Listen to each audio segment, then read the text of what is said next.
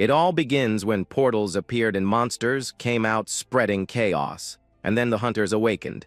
7 hunters created noble families, but one guy reached the top without any divine help, all on his own. The protagonist became famous in the East as a miracle warrior who walked alongside shadowy skulls. But the noble families and the stars soon decided his existence was a great threat to the established order. With that, we see an entire city being consumed by raging flames, as if it were a real inferno. Many warriors were defeated, as they were sent there just to take down the invincible hero. Then, the famous magic family made their grand entrance with a huge banner in the middle of the chaotic scene. The protagonist was on the ground, holding a broken watch, while he was badly hurt in the chaos. He was struggling to breathe, and his face showed the extreme exhaustion from the grueling battle. Even kneeling and with a missing arm, the warrior still kept a steady gaze on his opponent. Filled with rage, the young man cries out against the old mage named Dmitri for causing all that destruction. The enemy sat atop the rebel, arrogantly watching the disaster unfold. This mage was the embodiment of a powerful deity, and he mocked the unfortunate fate of the unprotected young man. The boy coughs weakly, and then questions why they're trying to get rid of him. He asks if the problem was his lack of a deity, or because he refused to join the nobles. The old man laughs and confirms both, saying the gods hate anyone who can become strong on their own. Then the old man states that the immortal king has power that rivals all of them, and that frightens the others. The young man thinks that excuse is complete nonsense and keeps his furious glare on the sorcerer. But his opponent explains that undead magic breaks the world's rules and offends the natural order. Then the mage begins to glow with a golden light, saying the heavens have abandoned the shadow warrior. The young man mocks the old man for hiding behind celestial power and warns him that he's been quiet for a reason. At that moment, he raises his hand, and a powerful dark energy begins to emanate from his battered body. Numerous bones scattered on the ground begin to tremble and glow with that same eerie purple aura. A whirlwind of dark magic sweeps through the area, showing that the hunter still had a few tricks up his sleeve. He then casts a secret technique, creating a huge domain of despair around the observing enemy. The old man quickly realizes this ability drains spirits as an army of skeletons begins to rise. Impressed by his remaining strength, the old man decides he'll also use his most destructive spell. The sorcerer summons the great eye of his deity and fires a golden beam down toward the ground. The protagonist looks up, surprised by the absurd attack coming straight to erase him from existence. The young man quickly realizes that if his shadow barrier can't take the impact, it'll be all over for him. A huge sphere of red light explodes with destructive and overwhelming energy. With that, a beam of power shoots toward the hunter at high speed, without hesitation. Even in what seems to be his final moments, the young man smiles and decides to risk it all on one last try. The old mage is shocked, not understanding the reason for that smile at a time like this. Then, the protagonist reveals a golden pocket watch he'd been holding in his hand. He then points the artifact at the spell, saying the item can interfere with time. A message appears, saying the object will return to the past because the requirements have been met. Then, a golden light erupts as time begins to reverse for the warrior. He explains that he didn't have a divine power, but he realized he could take the enemies. This way, the hunter uses the watch to absorb the mage's attack. As the old man watches in astonishment, Dmitri becomes desperate and yells, asking what on earth the immortal king was doing. The young man says he's going to borrow the divine power the old man was so proud of. With a confident smile, the young man promises that next time, he will crush the noble families. Right after that, the hands of the watch begin to spin backward rapidly. Then a very bright light fills the scene, taking the hunter's consciousness with it. After the flash, the first thing he sees is the ceiling of a simple, modern room. The protagonist wakes up startled in his bed, his whole body feeling very confused. He quickly puts a hand on his chest, feeling his heart beating fast as he looks around. But the warrior notices something familiar and recognizes that this was the house where he used to live. The place was the same, with the TV, the fridge, and all the furniture he remembered. Sitting on the bed, he looks at the watch and wonders if his plan really worked. Filled with anger, the young man vows to make the mage Dimitri pay for everything that happened. Then a blue screen shows that the watch is now broken and cannot be used again. Even so, the hunter smiles because his risky bet paid off in the end. He remembers that this was the day the system appeared, almost 10 years ago. Soon, a status screen shows his name and his level 1 stats as a beginner. The system then asks the young man to choose a starting class from 3 options. He notices that in the beginning, only the most basic classes are available for players. This time, the young man decides he won't rush and will survive at all costs. With that, the protagonist gets up and puts on a jacket, ready to use his knowledge. The young man heads to a large building known as the Natsuhabara Hunter Market. Inside, a friendly employee greets him with a welcome and a warm smile. The attendant starts talking about the items, but he interrupts her and asks for a rare ring. The saleswoman is clearly confused by the young man's question and gives him a strange look. She says that item is cursed, but the young man replies that he already knows and wants the price. Shortly after, the protagonist walks through the market after making his purchase at the store. The employee still asks if he really wants to buy it, despite all the risks. Opening the box, he knows that a cursed item like this wouldn't be worth that much. A blue screen shows the details of the Ring of Lesser Darkness and its terrible curse.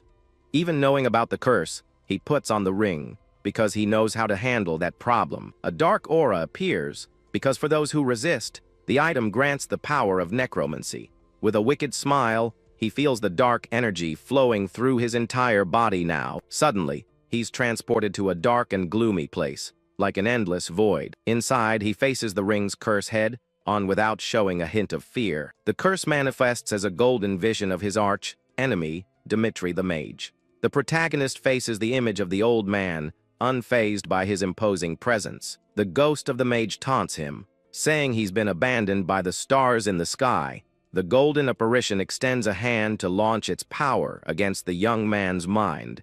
The enemy says that even after returning to the past, he will never be able to truly defeat him. With that, a massive attack of light rains down on the young man to break his spirit. He smirks as the system blocks the mental attack from the ring's curse. The attack is repelled by his passive skill called Clear Mind, which protects him. A new message appears, saying he successfully passed the ring's test. With the victory, the dark scenery begins to shatter around him, and everything vanishes. The Necromancer's power finally awakens, and a blue flame appears in his eye.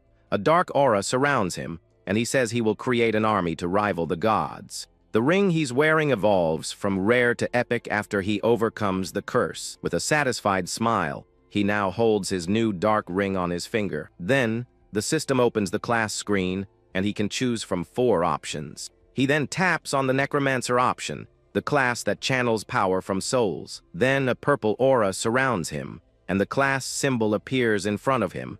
The hunter gains the passive ability, Guide of the Departed, which will help him greatly. Satisfied with his new power, he says he's off to a good start now.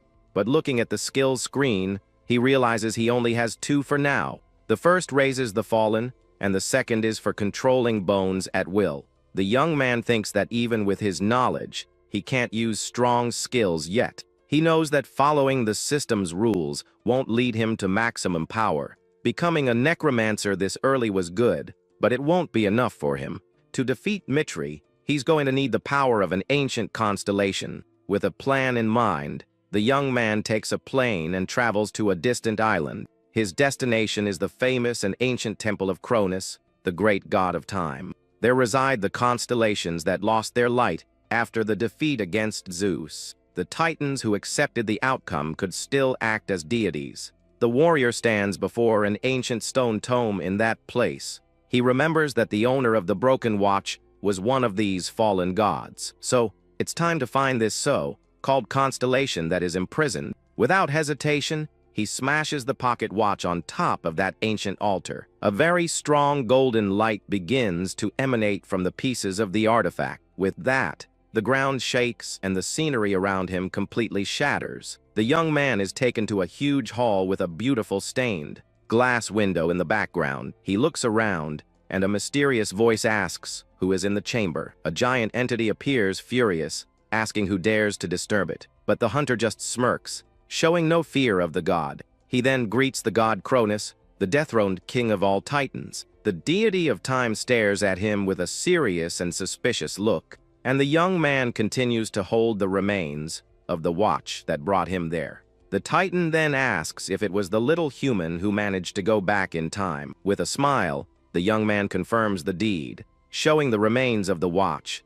The entity praises him but questions why he was awakened from his slumber. He reminds him that Cronus lost everything to Olympus and is now just a forgotten name. With a wicked smile, the young man asks if the ancient god doesn't want revenge. The god is surprised and, with a serious look, asks the young man to repeat what he said. The hunter proposes that the god become his constellation to get his revenge. Angrily, Cronus says that a human could never help a god with their revenge. The young man continues to hold the broken watch in his hand during the conversation. He reveals that he already reached the 9-star rank on his own, and Zeus is on his list. In addition, all 7 great noble families are also his enemies now. By destroying them, Olympus would lose its influence. But Cronus finds this ambition small. The god notes that even after regressing, he chose the path of a necromancer. The young man says that might be true for the god of time, but not of the harvest. An ancient image shows that Cronus actually rules over both time and the harvest. His scythe is the symbol of the reaper, and both defy the natural order of the world. The titan becomes furious with his audacity and tells the human not to be so arrogant. The floor of that sacred place begins to tremble with the fury of the ancient deity, but the hunter shouts that this wasn't the time to care about that. He asks if the god is going to live forever, without his name and his divine power. The young man continues to taunt him, saying he would become weaker than Olympus. With that, he invites him to reclaim his power and destroy Olympus once and for all. In his thoughts, the young man knows that if his plan fails, he's in big trouble. With a smile, Cronus admits he never forgot his desire for revenge. The deity then decides to test if the boy can be the power behind it. Changing his divine nature will be a process of agony and pain for the young man. If he can endure the ordeal, the god promises to become his constellation. The protagonist is shocked to realize the test is starting right now. With that, Cronus extends his hand and names him as his new saint and representative. The hunter is stunned and speechless upon hearing he's become the saint of a god. A golden aura surrounds the young man's body as he receives the constellation's sacred power, but the power of darkness and the sacred energy begin to conflict within him. He knows that if he passes out now, he'll lose his only chance to have a god by his side. Cronus just observes the young man's test of endurance with a cold, imposing look. Despite the intense pain, the hunter strives not to give in to the pressure of that power. With great determination, he forces himself to endure the divine ordeal to the end. After some time, we see the protagonist walking across the clean floor of an airport. He finally returns to Japan after successfully completing his trip. With a confident smile, the young man says Japan is the best place in the world. Just then, a small version of Cronus appears and asks if the world has changed much. The god floats around his new saint, commenting on the passage of time. A screen says a new star has appeared in the pantheon. The reaper has become the blue giant. The young man teases the god, saying he talks a lot for someone who can't give blessings.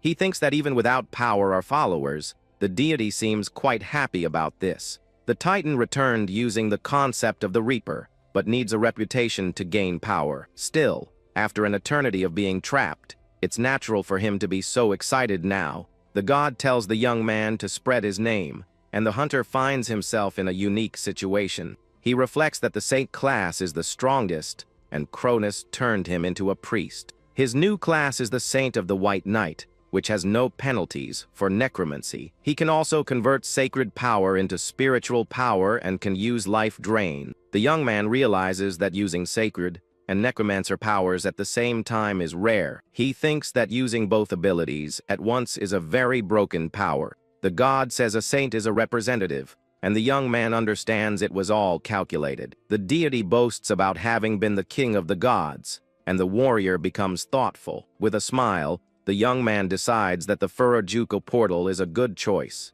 The ancient garden is a perfect place to test all his new powers.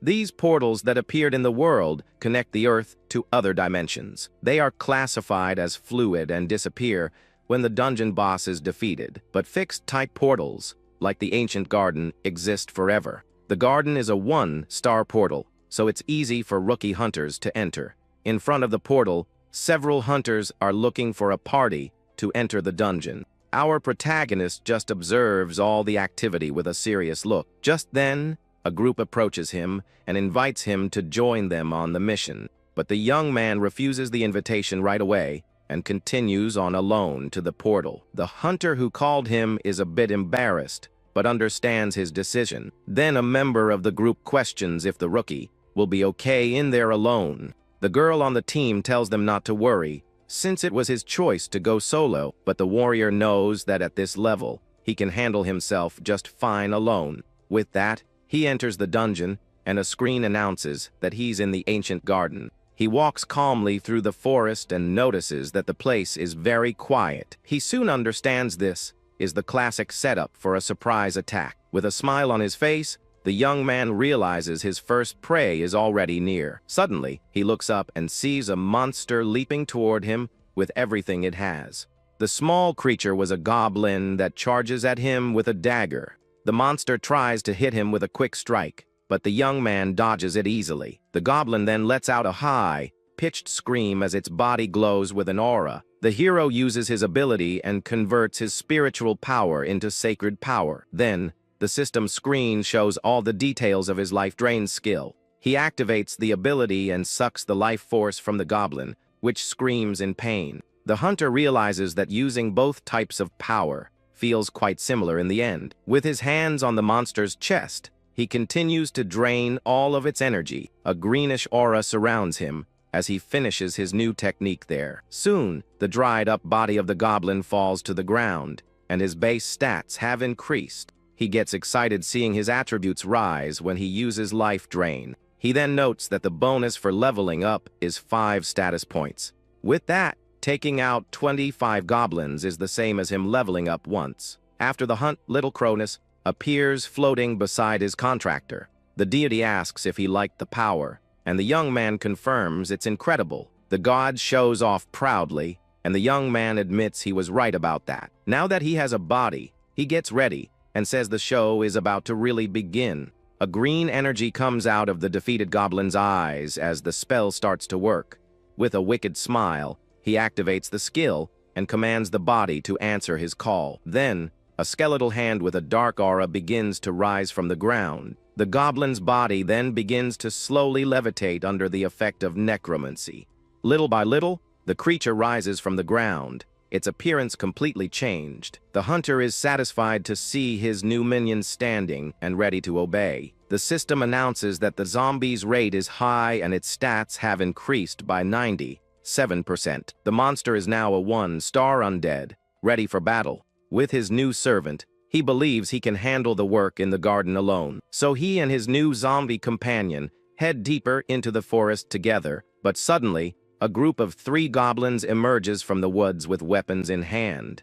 The creatures soon spot the young man with his minion and prepare to attack. The young man thinks the situation is perfect for a test and sends his servant to charge the enemy. The zombie then dashes toward the other goblins at high speed without hesitation. It lands a solid punch right in the face of one of the enemies, breaking all its teeth. The other 2 goblins stab it in the back, but the zombie doesn't even feel the attack. Another monster tries a side slash, but the undead creature remains standing. The goblins are frightened, and the hero explains that stabbing a zombie won't take it down. Meanwhile, he takes advantage of the distraction and grabs one of the goblins by the neck. The young man lifts it and uses life drain to absorb its vital energy. His minion lands a powerful kick on the other goblin, sending it flying far away. The zombie turns and punches the last monster that was still standing. With savagery, the creature bites the enemy's neck without any mercy. The warrior stands over a body and wonders if he can drain its strength. He tests the skill and sees that it works on fallen bodies, and his stats increase again. With a confident smile, he decides it's now time to pick up the pace. There's a saying that defeating the first enemy is half the battle. In other words, the hardest part is always creating the first undead. The young man uses his magic and orders all the other bodies to answer his call. 4 more zombies rise with high stats, ready to obey him. With a satisfied smile, he knows this is what he really wanted. His new zombies charge forward, and he confirms that being a necromancer is the best. The undead creatures soon surround the other goblins in a brutal attack. One of the zombies is stabbed, but it doesn't even feel the enemy's blow. The little goblin panics. When it sees attack had no effect, the monster screams in fear as it faces its end for the first time. Then, the undead servant savagely bites the enemy to finish it off. Cronus appears and says the contractor should fight with more dignity, but the young man says this is how necromancers fight and tells him to get used to it. He reaches the limit of 20 controllable undead at the same time. With his magic, he prepares to absorb the energy from the fallen bodies. Then the hunter forms a small army of zombies to help him there. Right after, he sends his minions running into the forest. Suddenly, a fire arrow from an archer flies toward the monsters. One of the goblins is hit squarely by the surprise attack and lets out a scream. The protagonist stops his servants and becomes alert to the new presence. He then tells the person to stop hiding and show themselves at once. Slowly, the mysterious hunters emerge from behind the trees in the woods. The group that invited him before appears and asks who he really is. Cronus is curious, and the young man recognizes those people from his past. He remembers they are the famous twin shadow hunters. The young man reveals that they were the ones who tried to eliminate him before his regression. The girl's name is Yuka Rendo, and she is a very skilled archer, and her brother's name is Yuma Rendo, and he is a very strong warrior. The young man comments that they don't seem as strong as he remembered. He notices they are still 1 star, and now have 1 more member. He decides not to attack them, as they only accepted a job in the past. One of the twins then asks if he is the one controlling the zombie. The hero knows that the necromancer class isn't well known around here yet. He confirms the undead are his servants and shows them off with pride. The young man gets a brilliant idea as he looks at the group of hunters. He thinks he needs carriers and that they probably just want money. With that, he approaches the trio and offers them a job, leaving the leader confused. He proposes that they collect the magic stones for an 80-20 split. The 3 hunters look at each other in silence, seeming very suspicious of the proposal. The forest around them remains calm as the group discusses the offer. The archer and the other guy tell the leader not to trust the strange necromancer. Our hero just watches calmly from a distance, waiting for their decision. He finds their discussion quite noisy and continues to wait for the final answer.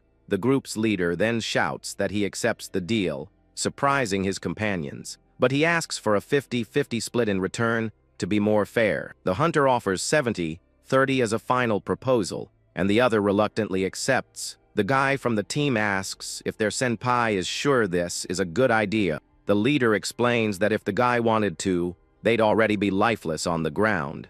He believes that following the young man will earn them much more money than usual. After some time hunting, one of the guys feels completely exhausted. He falls to the ground asking for a break because he can't collect any more stones. The archer also sits down against a tree, saying she's at her absolute limit. The group's leader looks at the mountain of stones they managed to gather.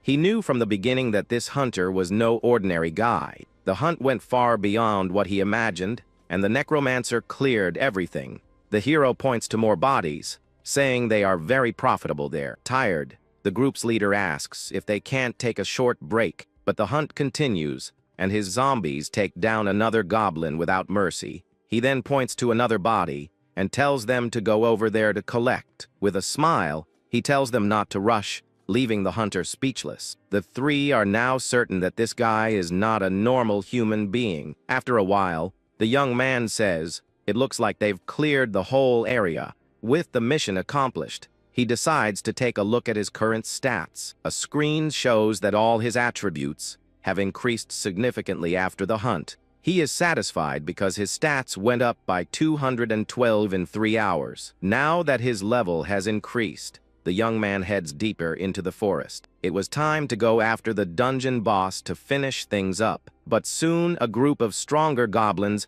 with a shaman appears in his path. The creature's leader says a foolish human has finally arrived in his domain. The protagonist scoffs, saying an idiotic goblin thinks he's the king of the place. The female hunter warns him that he's the southern chief, and it's better not to provoke him. With a glowing eye, the monster orders its servants to bring the human to his knees. The horde of goblins charges with full force, and the chief orders them to devour the young man. But the young man remains calm, as his army of zombies is ready for action. One of the undead minions charges forward, but ends up being surprised by the enemy. The monster then manages to stab the zombie in a quick and accurate attack. The blow pierces through the servant's body, which falls to the ground. The system announces that the number of active familiars has decreased to 19. With a cold look, the Necromancer commands the fallen body to answer his call. A skeletal hand soon emerges from within the goblin that was just defeated. The new zombie rises,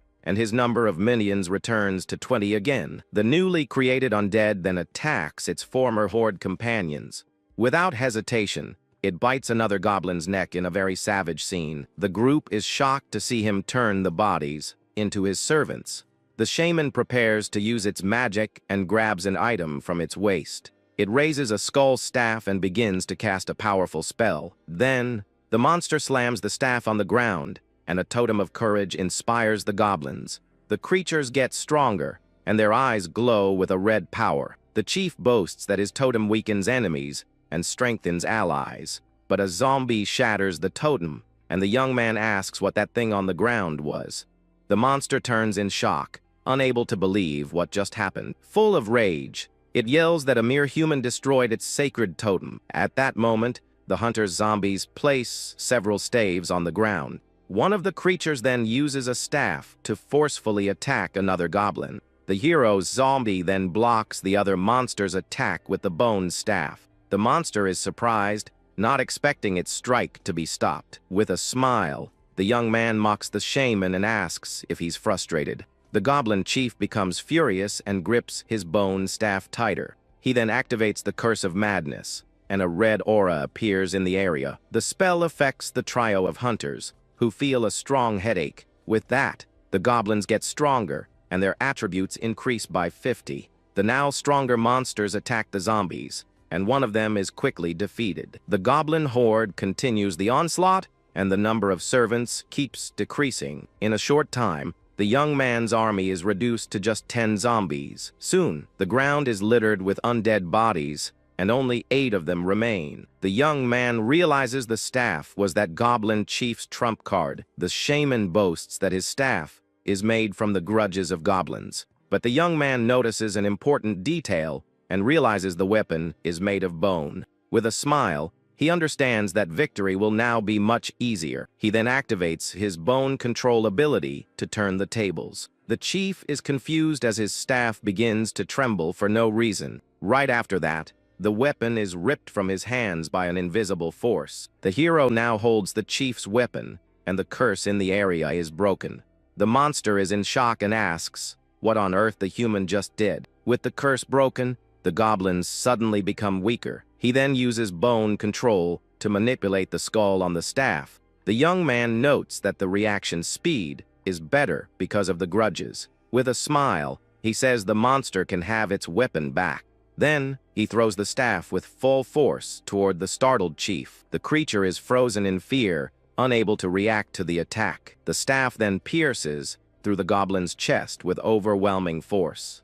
The monster looks down and sees the skull of its weapon in its chest. It falls to the ground lifeless, and the young man uses life drain on its body. Since it was a boss, the power he absorbs is much greater than usual. Suddenly, the protagonist turns with a slightly surprised look on his face. Then, the group of hunters stares back at the young man, not understanding anything. He then kneels and begins to collect the goblin chief's blood in a vial. He forgot that life drain had almost used up all the fallen monster's blood. With that, he leaves the cleanup to the trio, and the leader hesitantly agrees. The hunters look at the field full of bodies, unable to believe it all. Soon, the scene changes, and we're back in a very modern city. Then the young man's foot finally steps out of the bright blue portal. He is now back in the real world after finishing his mission in the dungeon. The trio follows him out, looking exhausted and carrying a huge backpack. The crowd is shocked by the amount of stones and doubts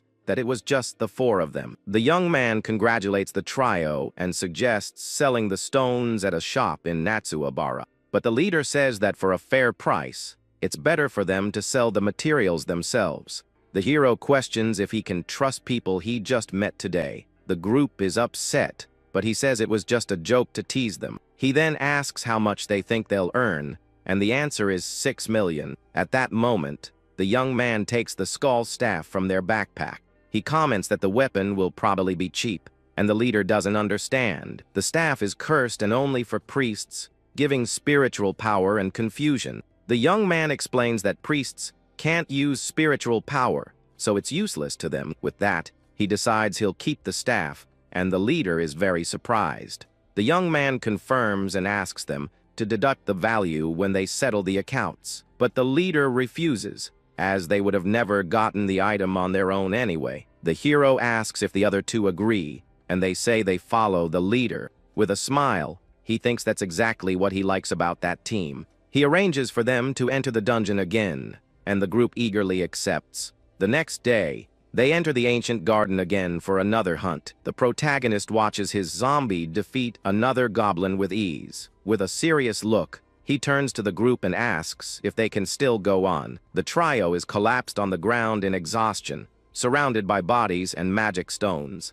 The group's leader says he can't take it anymore, and that their bags are already full. So the young man tells them to go on ahead, and the hunter agrees with relief. The protagonist, now alone, continues to walk through the forest with his army. Cronus questions why he sent them back, and he asks if it was that obvious. He explains that he doesn't want anyone to see what will happen from here on out. With that, he heads to the northern part of the ancient garden, a darker place. The vegetation there is denser, and the atmosphere is much heavier than in the rest of the portal. Suddenly, some red eyes glow from within the bushes of that forest.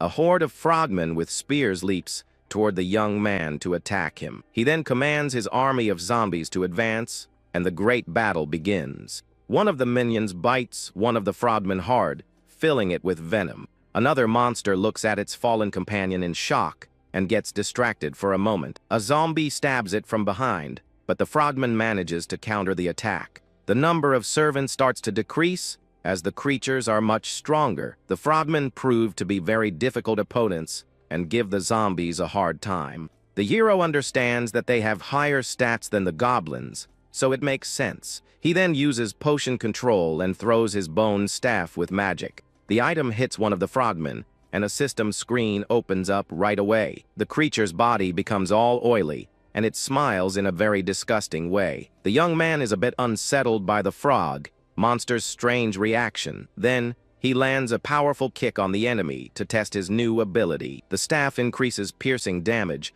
with spiritual power infused in it. With that, the young man prepares to finish off the rest of the enemies there. He uses bone control to launch several stakes at the frogmen. He realizes that moving the staff and creating zombies consumes a lot of spiritual power. With the frogs defeated, he prepares to use his necromancy on the bodies. He feels a bit tired, but knows he can still handle it. Right after, a huge army of undead frogmen rises. One of the new minions punches a monster that was still standing. With that, a system screen announces that the young man has leveled up to level 6. With a smile, he says he'll soon return to his pre-regression state. He warns that the Sorcerer King can wait, because he'll take care of him soon enough. His objective now is the secret area in the middle of those ancient ruins. With his army and Cronus, he walks toward the center of that mystical place. He then takes out the heart of a frogman that he saved before the fight. Cronus asks what he's going to do, but the young man tells him to be quiet. Then, he pours the goblin shaman's blood over the monster's heart. With the ritual, the heart begins to glow with a strong greenish light. Holding the magical item, he prepares for what is about to happen. With a wicked smile, he says he's going to access a secret area of the portal. The system announces that the secret has been discovered, and he is being moved to another location. Right after that, the hunter is taken to an ancient trial arena. He stops in the middle of the dirt arena and observes the place carefully. The young man remembers finding the place before but couldn't enter at the time. With his servants, he approaches the portal of light in the center of the arena. Suddenly, a giant paw with sharp claws comes out of the portal. The young man is a bit surprised by what just came out of that portal. Then, a screen announces that the trial only allows one person to enter. The system asks him to prove his worth, and the young man prepares for the test. A giant draconian emerges, and the system says the time limit is 10 minutes. That place was created for constellations to choose hunters. Elite soldiers from the dragon's army were placed in the trials there. Cronus doubts his contractor will last even 10 seconds in the trial. The god suggests finding a new saint, and the young man gets very annoyed by that. He says that even if it's a draconian, it should be at a 1-star level. The creature then stomps its foot hard on the ground, preparing for combat. The monster faces the hunter and his small army of frogmen. The young man asks for a moment to modify his minions, leaving the creature confused. He jokes that even villains wait for the hero to transform before a fight. His undead servants look terrified by the modification he's making. The system informs that the undead have been successfully modified using plague blood.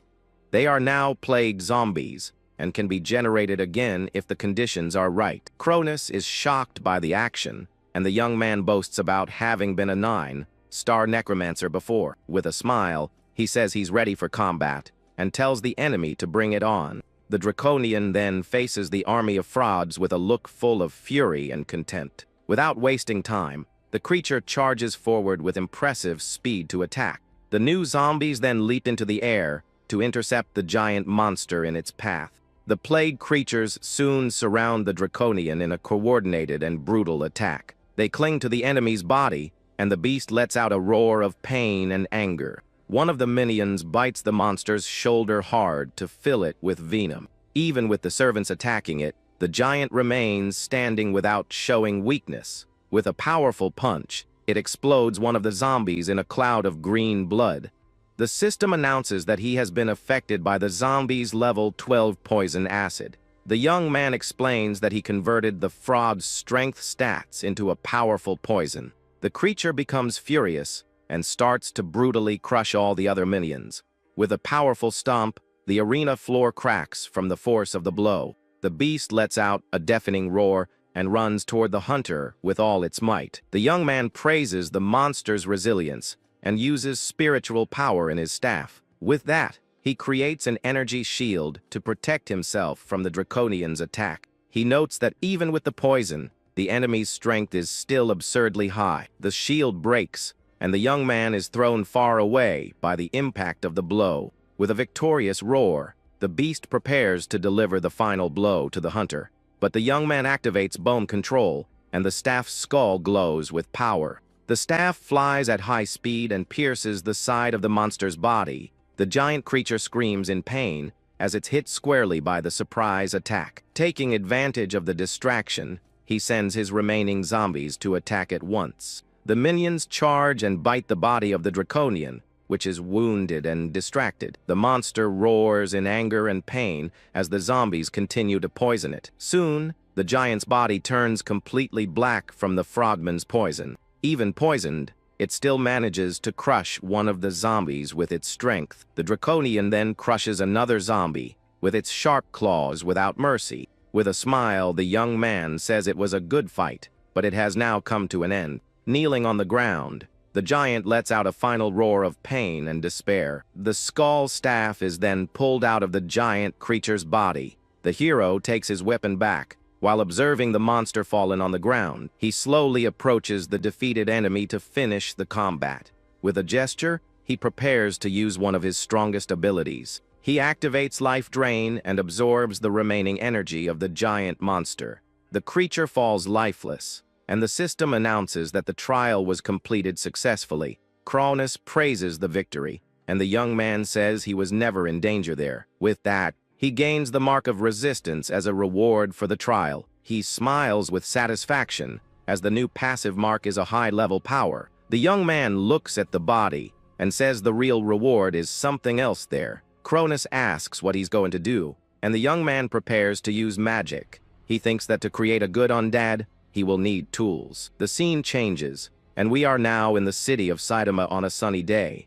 The hunter stops in front of an old warehouse with a determined look. He comments that the place hasn't changed at all since before his regression. Suddenly, a fiery explosion happens inside the warehouse, startling him. The young man coughs a bit from the smoke and says that not even that has changed in the end. Then, a young man with light hair also coughs on the other side of the smoke. With a smile on his face, the necromancer knows he has found the right person. The young alchemist emerges from the smoke, not understanding what is happening there. He is Kenya Shinyani, the greatest alchemist in all of Japan at that time. The hero approaches and asks if the young man has a moment to talk. He introduces himself as Ryoga and asks to use the alchemy tools. The alchemist is visibly annoyed by the stranger's sudden request, but the young man says it won't be a win if he just borrows them. He reveals that he knows about the research on the mid-grade healing potion. With that,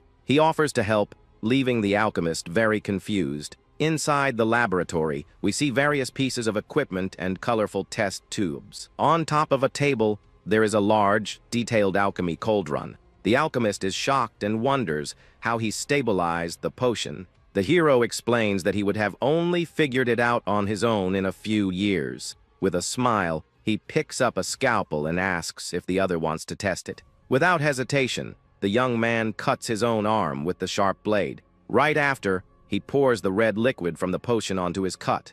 The wound heals instantly, and he shows his healed arm, looking very smug. With a smile, the alchemist is amazed by the power of that potion. He asks if it really worked and praises the incredible result. The young scientist tries to grab the test tube to analyze it better, but the necromancer pulls the item away from him with a smirk. He asks if the other is curious about the formula, and he quickly confirms. With a wicked look, the young man asks the other to help him with a favor. He proposes that they work together, and that he will teach him new recipes. In return, the profit split will be 60-40 in the young man's favor. The alchemist thinks that the other has already fallen into his trap, as he predicted. With a wicked smile, the young man says that he is now his new partner. Then, the ring on his hand glows, and he prepares to use necromancy. The body of the giant draconian appears lying on the laboratory floor. The scientist is in shock and asks what on earth that thing is. The young man explains that he is going to process the body because he is a necromancer. He then invites the other to help him in the process of creating the zombie. But the alchemist refuses because they haven't signed any contract yet. He lets him use the space, and the necromancer agrees with a mocking look. The young man explains that the other's distrust is normal because of his past. He had the credit for his work stolen and was forced to resign. The deity complains about the betrayal, and the young man says the gods are all the same. He says the other hesitates because he hasn't yet seen what he's truly capable of. With that, he offers to help so the other can see his power with his own eyes. With a serious look, the young alchemist stares back at the necromancer. He then agrees to the proposal and hands him one of his tools. The hero asks him to melt 5 mana stones in the right proportion. Soon, the young man hands over the ready liquid, and the other is surprised by his speed. The necromancer praises his talent, and the other wonders what he will do.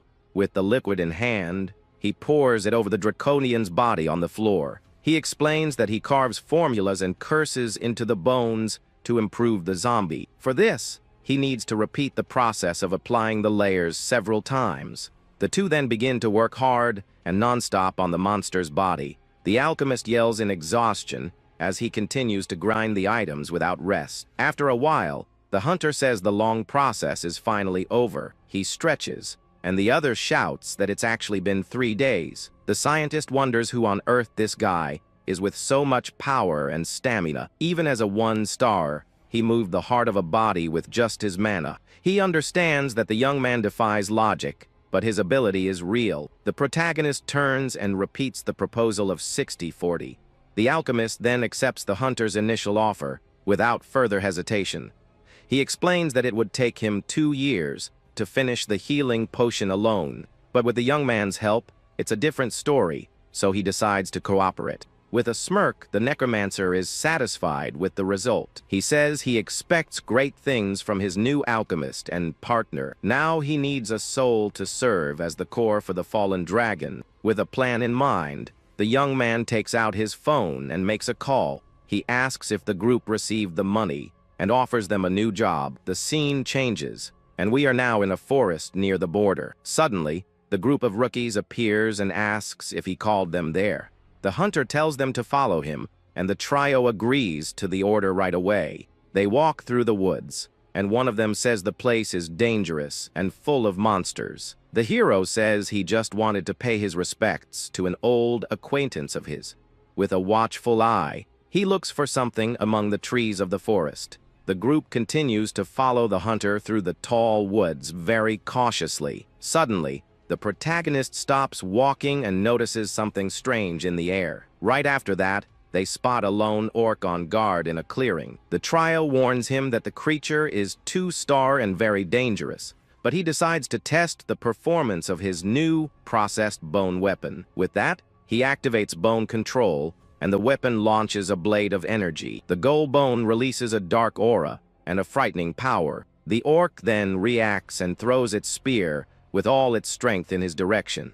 The spear flies at high speed to intercept the Necromancer's attack. With a smile, he understands that the spear won't stop his magical blow. He scoffs, saying that unfortunately for the monster, the attack won't miss. The bone blade then shatters the spear's tip with absurd force. The blow hits the orca's shoulder, which screams in pain from the attack's impact.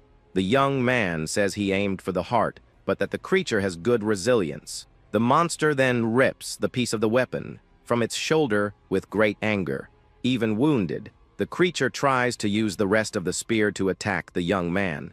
It charges with full force toward the hunter in a last desperate attempt, but the protagonist stands still, waiting for the right moment to counter-attack. Suddenly, a large explosion of fire hits the monster head-on. The group's leader protects himself with a shield, and the hero praises his timing. With a glowing eye, he prepares to use his magic on the enemy again. He then asks how about 3 instead of 1 and activates bone control. 3 bone tentacles soon restrain the wounded orca's body. The stakes pierce the monster in several places, finishing it off for good. With the creature defeated, the two observe the body lying on the forest floor. The group's leader is in shock, unable to believe he defeated the orc. The young man tells them not to stand around, because the real work starts now. The leader asks if he's sure this is the right way to go. He confirms, and his new orc zombie minion rises behind him to follow. The young man explains that the person he's looking for is in that orc village.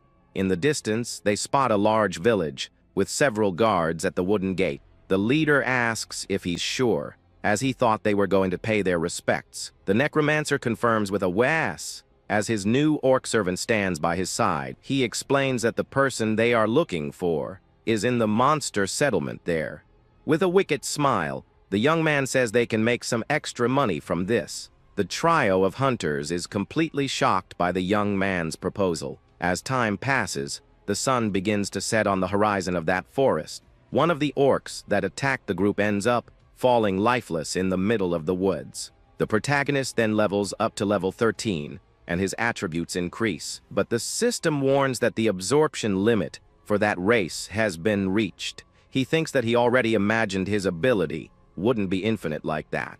With that, the hunter decides that for that day, the hunt was over. Back at the camp, he calls one of the female hunters over to talk. He then asks if she is ready, as 3 long days have passed. Soon, night falls, and the full moon illuminates the sky of the dark forest. Inside the tent, the leader says their stats have risen, and they will attack tomorrow. Outside, the trio agrees, and the leader asks the girl to stand watch. They say their goodbyes, and the young man's army of orc zombies stands guard there. 2 of the new minions stand in an alert position to protect the camp. Meanwhile, the 3 hunters sleep peacefully while the hero is away. The protagonist is sitting on a rock, observing the starry sky alone. He has finally leveled up and wants to see the knowledge he has unlocked. With that, the system takes him to the library of the ancient master of the departed. Inside, He approaches one of the books to get the information, but access is denied, and he needs to be level 45 to read it. He gets annoyed because he can only access the beginner Necromancer guides. With a sigh, he thinks that it's still better than having nothing. The young man then sits on the floor and begins to read one of the available books. With great attention, he analyzes each page of that ancient magic book. His eyes glow with full focus as he absorbs the knowledge. At dawn, the system announces that a new ability has been learned by him. The next day, one of the hunters from the trio wakes up very lazily and sleepily. But he soon opens his eyes, startled by something that suddenly surprises him. One of the protagonist's orc zombies is staring at him up close with its glowing eyes.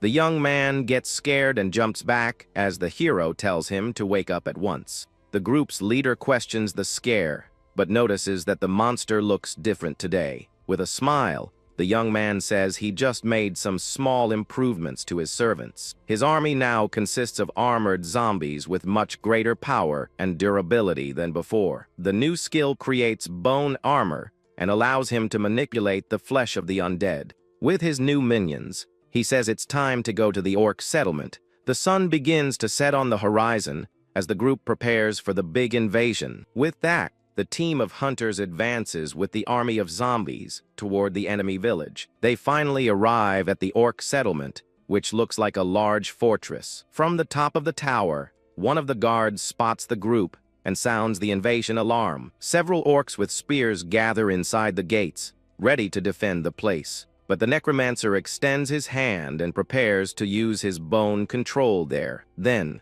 a strong explosion of energy shatters the wooden gate into several pieces. The guards who were there are thrown far away by the force of that magical attack. With a smile, he holds a bone spear and tells the monsters to stop with the noise. Suddenly, a giant orc with an axe emerges from within the smoke of the explosion. The creature lets out a furious roar as it prepares to attack the group of invaders. From the top of the walls, several orc archers appear and prepare their bows to shoot. A shower of arrows is then fired toward the hunters without any mercy.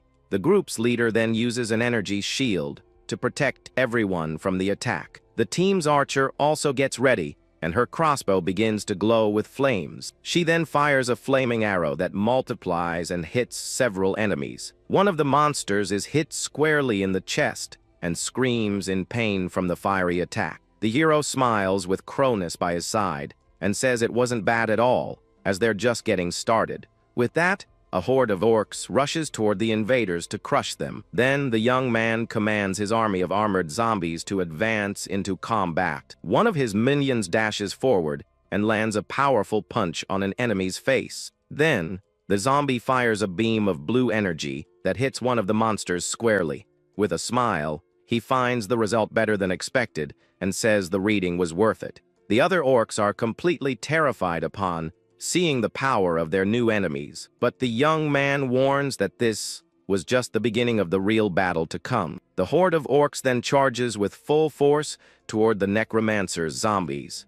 One of the minions defends against an orc's blow with its reinforced bone shield. The monster then lands a powerful blow on the zombie's armor with its axe. With that, the system announces that the armor has been damaged and its defense has decreased. He then uses his magic and prepares to repair his servant's armor. Then, the zombie's armor is repaired, and its durability increases again. Right after, he uses Flesh Ripple to pin the enemies to the ground. The flesh then pierces the chest of one of the orcs, who wasn't expecting the attack. The other orcs start to eat the flesh that is on the ground and on their bodies. The group's leader observes everything and is shocked by the young man's intelligent strategy. He realizes that the young man's skill management is on another level. The zombie's flesh sticks to the orc's feet, preventing them from moving. With the enemies trapped, the zombies move back to await the next step. The giant orc chief becomes furious upon seeing his servants being easily defeated. He then begins to release a red aura, and his body starts to change. The system warns that Berserk mode has been activated, and the danger level is critical. With a smile, the hero says the orc chief is finally getting serious. The orc chief unleashes a wild rage, and his body swells with a red power. The system announces that Berserk mode has been activated, and the danger has evolved to a special level. But the hunter smiles, as he was tired of waiting for the monster to fight seriously.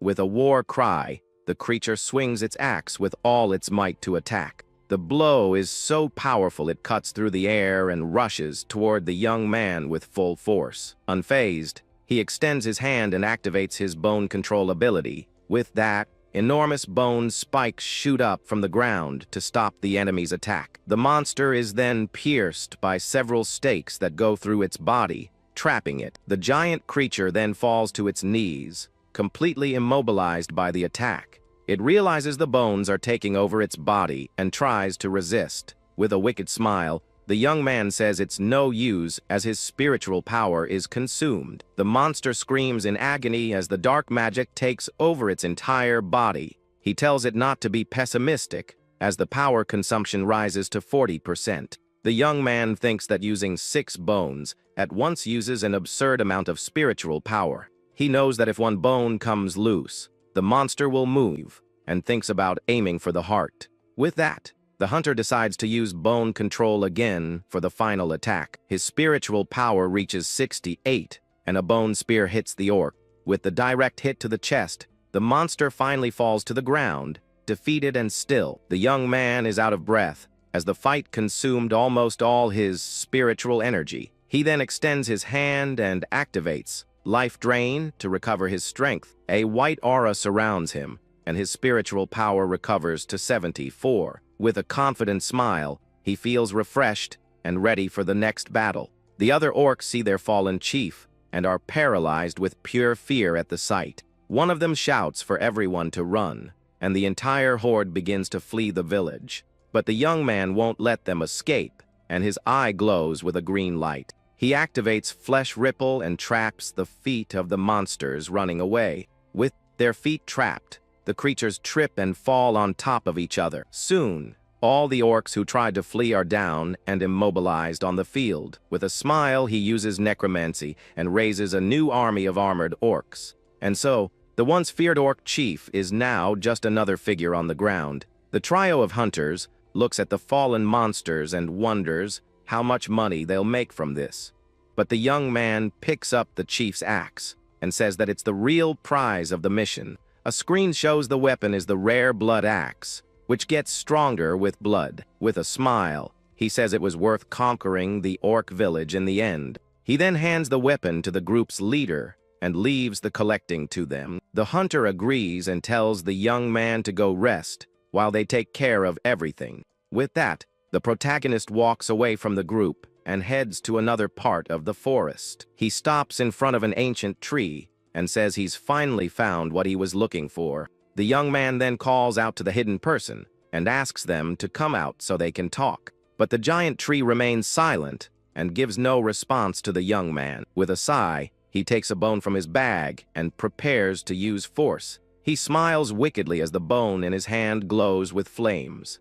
With his eye glowing, he prepares to strike the tree with the magic bone. He then attacks the tree with all his might, and a green aura surrounds his powerful strike. Then, a dark energy explodes, and he wonders if he has to be aggressive with everyone. A shadowy figure with red eyes appears and asks who dares to disturb it. With a smile, the young man says he's happy to finally meet him for real. He calls him Sora Kashiwaji, the famous magic fighter, and the soul is surprised. The specter asks how the young man knows its name and eyes him with suspicion. The hunter says he knows he stopped a monster wave 35 years ago. A stone cenotaph appears as a memory of the ancient hero's deeds. Sora was a powerful warrior who had the talents of both a mage and a fighter. The soul then smiles and says that it seems his passing wasn't entirely in vain, but the young man comments that not everyone was lucky enough to leave a name behind. The ghost turns serious and asks what the young man means by that statement. He asks if the soul remembers Yahello, the vice master of an old guild. A scene shows an entire village being consumed by a giant fire. A man on the radio was desperately calling for backup in the middle of the chaos. He was reporting that there were still civilians in the farming district, surrounded by monsters. The man then shouted his own name into the radio in a final plea for help. He screams in desperation that it's impossible and asks for backup to help him there. But the radio replies that backup is not available and they can't provide support. The man falls silent for a moment with a look of pure disbelief and sadness. He understands they were used as bait, so the others could escape through the north gate. A voice on the radio confirms that thanks to them, the main force managed to escape. The warrior becomes furious because they were sent in knowing there were civilians there. The voice on the other end then asks him not to be so pessimistic about the situation. The one who betrayed him says the honor of stopping the monster wave now belongs to the survivors. Filled with rage, the man smashes the radio on the ground, because if you live, you're a hero. A monster then leaps toward a fallen civilian to finish them off, but the warrior uses dark magic and saves the person from the creature's attack. He then continues to fight to clear a path through the chaos and fire. The man orders his men to protect the civilians and escape from that place. His comrades hesitate for a moment, looking very concerned about him. He then yells in anger that it was an order and for them to go immediately. The soul explains that the man who sent him to his doom became a great hero. With that, all records related to him were completely erased from history. The protagonist says it's tragic because the one who passed away had his glory stolen. The specter gets furious and tells the young man to stop beating around the bush and get to the point. With a smirk, the young man offers to help the ancient hero get his revenge. The ghost stares at him, its red eyes glowing with hatred and suspicion. The young man proposes they form a contract for him to become a powerful undead. The ancient warrior's soul continues to stare at him in silence, filled with anger. The necromancer repeats the offer and invites him to join him as a servant. Then, the ring on his hand glows with a strong, greenish necromantic energy. He shows the draconian's body and says he has already prepared a vessel for the soul. The ghost looks at the monster's body, seeming very thoughtful about the offer. The soul admits that, in its current state, it hadn't even considered getting revenge on its enemies. He then accepts the offer, but says he has one condition to seal the deal. The ancient hero warns that he will refuse any act that harms innocent people. The young man thinks that the condition is the same as before, and that the hero's heart hasn't changed. Just as expected from a true hero, he thinks with an admiring smile. With that, the young man agrees to the condition and promises he won't break the deal. The soul then accepts the offer and says it will become his undead servant. The system announces that he has acquired possession of the earthbound spirit, Soku Kashiwaji. He remembers that before the regression, he turned the soul into a dread knight. Then, the young man wonders what would have happened if he had given it a strong body from the start. Kronos praises the draconian's body, saying it's a true masterpiece. A screen shows the new servant's status, who is now an incomplete eldritch dragon. The young man gets excited because the magic fighter trait didn't exist in the skeleton knight.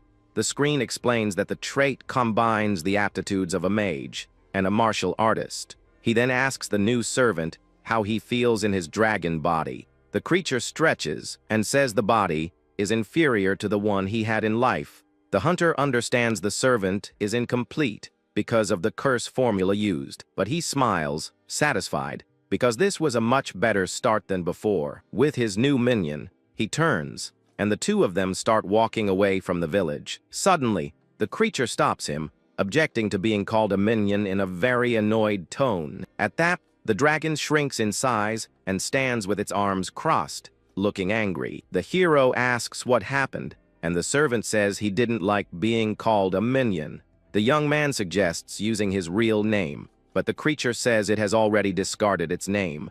He thinks the servant is quite troublesome, and that his personality has changed a lot. The dragon asks for a name that intimidates opponents, but can't think of a good one. The young man suggests Fafnir, Black Dragon, and Tiamat, but the other one rejects all the names. Annoyed, he tells the servant to call himself Orochi, and the creature immediately refuses again. The hunter wonders if he should just punch him, and the dragon scoffs in disdain. But the creature changes its mind and says the first name, Fafnir, is good enough. The young man sighs, exhausted, and agrees to call him that before turning to leave. The new Fafnir stops him again and complains that he's practically without any clothes now. He then looks around the orc village, searching for something to wear. The creature grabs a piece of cloth from a tent to use as clothing. The young man wonders if this was the ancient hero's true personality all along. The scene returns to the lab, and the alchemist shouts upon seeing something strange in the night. He gets excited and says the body that was in the solution is now moving. Fafnir says he has obtained a soul, and the scientist goes crazy wanting to study him up close. The dragon thinks the guy is weird and asks if he can punch him, but the young man says no. With a serious look, the protagonist then gets his new partner's attention. He tells the trio they're going back to Tokyo to organize the items, and the group agrees. Back at the lab, the young man prepares to use his necromancer skills. With his magic, he begins to work on the body of the orc's chief he defeated earlier. He sits down and wonders what he should do with that monster's body now. The creature and the scientist watch the young man, waiting to see what he will create. With a wicked smile, he then asks the two of them if they're curious about it. The alchemist panics and says he's not curious at all about the new project, but he can't suppress his curiosity and starts mixing the ingredients. The scientist admits that the young man always manages to exceed his expectations. With a smile, the young man uses flesh separation on the orca's body to prepare it. The magic works, and the monster's flesh slowly begins to separate from its skeleton. Kronos asks if he's going to create another servant, and he says you can never have too much power. The system announces that the completion rate is high, and the skeleton's stats will double. The alchemist then hands him an extract to use in the creation of the new servant. The extract gives the skeleton a specialization in defense, and he thinks he can use it. With a smile, he thinks he can use his new creation as a bodyguard. The new skeleton's feet touch the ground, and it prepares to stand up. A 2-star skeleton guard rises, holding 2 shields to protect itself. He orders the skeleton to protect him well whenever he uses his life drain. The young man praises his new servant for its excellent work and is very pleased with it. The scientist questions him, asking why he decided to create a skeleton this time. He explains that bones don't decay and that he can manipulate them however he wants. The alchemist is impressed that he even thought about the undead's maintenance. He says he needs to leave for a boring errand and asks the other to look after the servant. The alchemist asks, confused, where he's going at this time of night. He explains that he's going to the Pantheon to receive a holy spell because his level went up. The scientist is left completely speechless upon hearing that unexpected answer. He then panics and asks what on earth a holy spell means. Shocked, the partner asks if the young necromancer was a priest all along. The image of a priest skeleton appears behind him, reinforcing the doubt. With Kronos by his side, he says he's actually a very devout believer. The alchemist yells that's impossible, and the young man says the comment hurt his feelings. He changes the subject and asks if the patent for the healing potion has been registered yet. The scientist confirms, and the young man praises his speed, but he says he doesn't like to procrastinate. The partner explains that the problem is advertising, as the exhibition is not until next year. Hearing this, the hunter offers to promote the potions if he gets a chance. The alchemist agrees and immediately hands him a vial of the new potion to take with him. With a wicked smile, the young man says they'll make a fortune if everything goes right. He then imagines himself swimming in money and says that cash makes the world go round in the end. His partner watches him and wonders if that guy is really a priest. The scene changes to the Pantheon, a tower that appeared after the Great Cataclysm. Inside, people gather to receive spells and blessings from the constellations. He walks through the place and thinks it's the gods who demand offerings from their followers. But he doesn't feel any divine presence and finds it strange that there are valuable items on the ground. The young man starts to get out of breath from the long climb in that place. He then complains that there are no escalators or elevators around. The hunter wonders if he needs to show devotion by climbing 108 steps. With Kronos by his side, he complains that this is really tough and that he's very tired. The god asks how much is left, and he says it's the same distance they've already climbed. Then the young man realizes they are only halfway to the top. He gets annoyed and thinks there had better be a good reward for all this effort. With no other choice, the young man continues to climb the long stone staircase of the Pantheon. He finally arrives in a huge hall with a ceiling that shows the stars. With a serious expression, the protagonist observes the sacred place with great attention. Several constellations show reactions, and little Kronos starts to laugh at the situation. The god then takes his true form and says it's now his turn to act. He then looks at the starry sky and prepares to show his power. With a touch, he registers the giant of the defiant heavens in the pantheon of gods. With that, the young man acquires the spells Unholy Blessing and Wedge of Retribution. The skills increase stats and damage, and the young man says the power is very good. The ancient titan laughs proudly and boasts of his incredible divine greatness. But the system announces that the god's divinity is still weak and needs achievements. The star's light is faint, and the young man calls the system trash, making the god sad. Even so, he smiles because what matters is that he got stronger in the end. Soon after, the young man walks through the city streets with a very thoughtful look. He goes on his way calmly, observing the nightlife. Suddenly, a voice calls out to him and asks why he is leaving the Pantheon. A blonde, muscular guy named Shigeru Sadak appears and greets him. The hero looks at him with a confused expression and asks who he really is. The big guy says he looked after him at the orphanage and asks if he remembers now. The young man recognizes him as a piece of trash who used to shake down the other kids. A memory shows the bully holding him by the collar in an old room. He accuses him of having snitched on him to the director and threatens him angrily, but the young man retaliates with a powerful punch to the aggressor's face. Without hesitation, the hunter asks if his nose has healed yet, and the other guy gets furious at the taunt. The bully then calms down and says he almost lost his head for a moment. With a smile, he shows a shiny pin attached to his shirt. The item was the emblem of the famous and powerful Arageri guild from that region. He calls him a low-level hunter and warns that things won't be like they were before, but the young man stares back at him and says that for him, nothing has really changed. The big guy gets angry again and grinds his teeth in a rage at the young man. He then yells at the other not to be so arrogant and gets ready to attack him. With that, the bully moves forward and tries to grab him with his hand to intimidate him, but another man appears and grabs his wrist,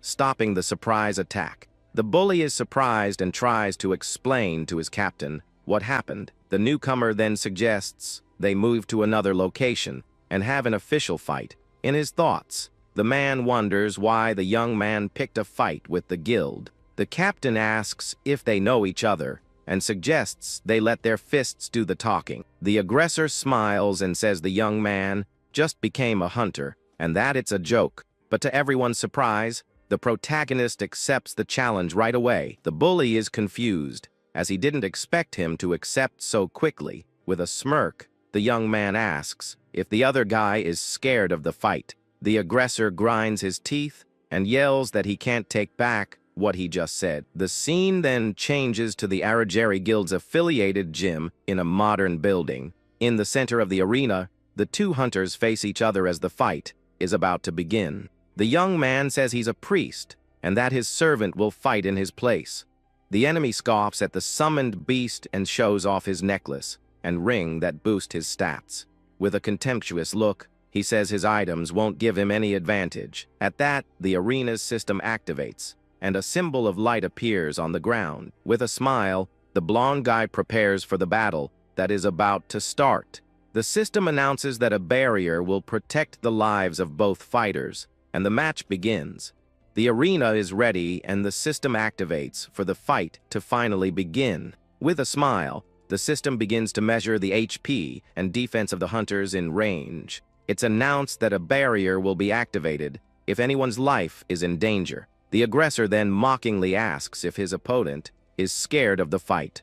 The young hero glares at him with disdain and wonders what on earth the other guy is talking about. Meanwhile, the creature thinks that he never imagined he would run into the Arageri Guild here. He then gets ready for battle, wanting to see how well his body can hold up The creature states that against a member of Aragiri, there's no reason to hold back, but the young man asks him not to end it all in one blow, because he wants to test something. The draconic servant then grumbles that holding back is harder for him now. Angrily, the bully shouts that he's going down and that he'll show him his true place. He charges forward with everything he's got and prepares a powerful strike with his spear to hit him, but the creature effortlessly blocks the enemy's attack, using only his foot. The aggressor is shocked to see the monster stop his special attack with ease. Unfazed, the blonde man retreats and prepares to use another one of his skills. With a wicked smile, he activates his second form for a piercing attack. Watching, the young man thinks that his servant's reaction time is better than before. The creature asks if the other guy thought such a slow attack could ever hit him. With incredible speed, the draconic one moves his hand to stop the blow again. He catches the enemy's spear with his hand, and the blonde man is in shock at the sight. The aggressor realizes he can't move and becomes paralyzed with pure fear. With contempt, the monster calls him pathetic for attacking without thinking about the next step. He then warns that if this were a real battle, the other guy would already be finished. The creature realizes he forgot what his master asked, and that he was supposed to hold back. But it was too late, and with his hand on his opponent's chest, he prepares to attack with everything. The servant then lands a powerful punch right in the enemy's face. The big guy screams in pain as he's sent flying by the strong impact. The monster says that he cried the last time he got his nose broken in a fight, but the young man comments that this time he only yelled for a second and that he's grown up. The aggressor gets up, filled with rage, and shouts that he's a scoundrel. Furious, the bully charges once more with his spear to attack the servant, but the creature blocks the blow with his foot again, without any difficulty. The impact of the block is so strong that it cracks the entire floor of the battle arena. Even so, the aggressor doesn't give up and prepares another attack with his spear. The monster says that if you use the same move twice, your opponent will read you like a book. With a quick spin, the draconic servant strikes the enemy's leg with his tail. The bone in the bully's leg breaks from the impact, and he feels immense pain. Wide-eyed, the aggressor is in shock at what just happened. The monster then says it's over and prepares for the final blow of the fight. He raises his hand to finish the fallen enemy and end the battle right there. With tears in his eyes, the blonde man understands that the fight is really over for him, but the captain appears and tells the servant to stop the attack before it's too late. The protagonist gets annoyed because his plan was interrupted in the middle of the fight. In his thoughts, he says that they arrived faster than expected. The system then announces the end of the match, with the aggressor down on the arena floor. The captain helps him and says he'll call a priest to heal him as quickly as possible. Just then, the young man appears and says that he already has a priest right there in front of him. The captain retorts that a one-star healing spell can't fix broken bones. He then asks how the young man plans to heal his injured companion. The young man takes out a vial and says he'll use a medium-grade potion to heal him.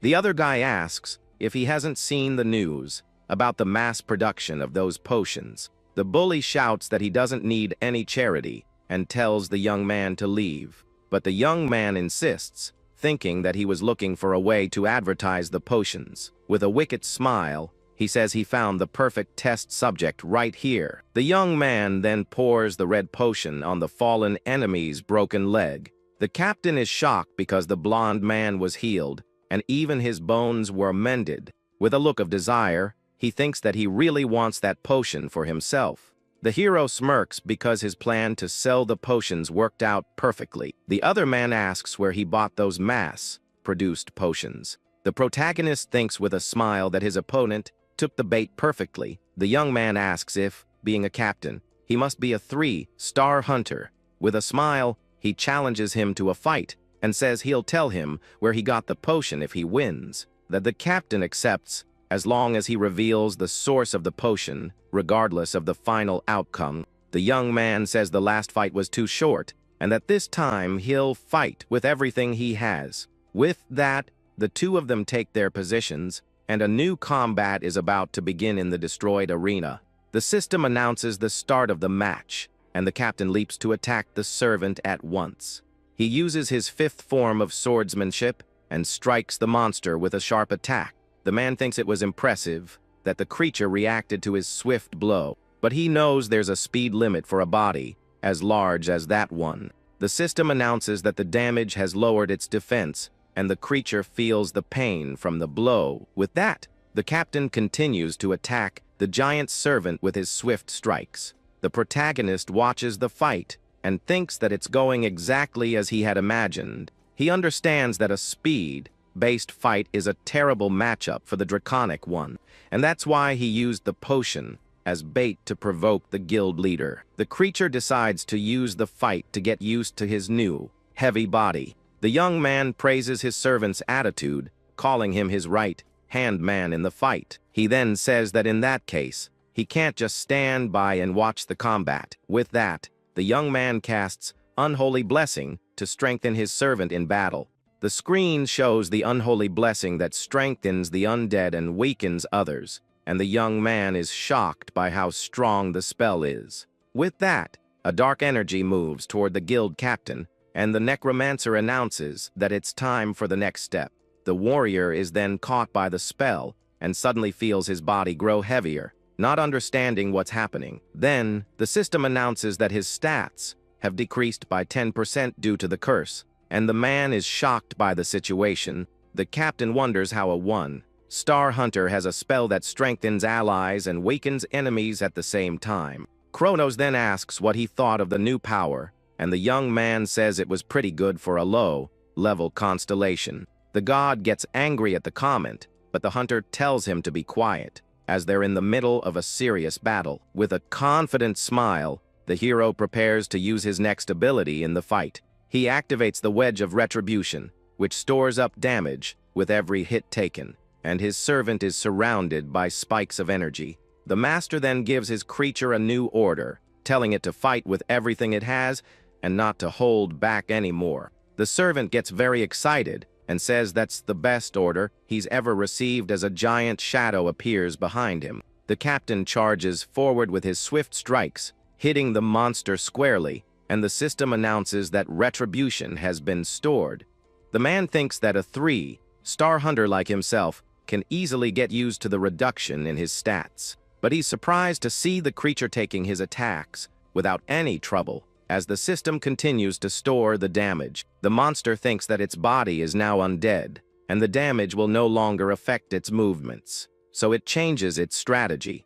It decides to stop dodging and will take all the hits to turn the fight into a close-quarters battle. As soon as the captain approaches to attack, the creature grabs him firmly by the arm, stopping the sword strike. With the enemy caught in its grasp, the draconic servant prepares a powerful punch to finally counter-attack. The man uses his combat art and attempts a multi-hit strike to try and break free from the monster's grip. However, the creature's punch is faster and lands a direct hit, sending the warrior flying from the force of the impact.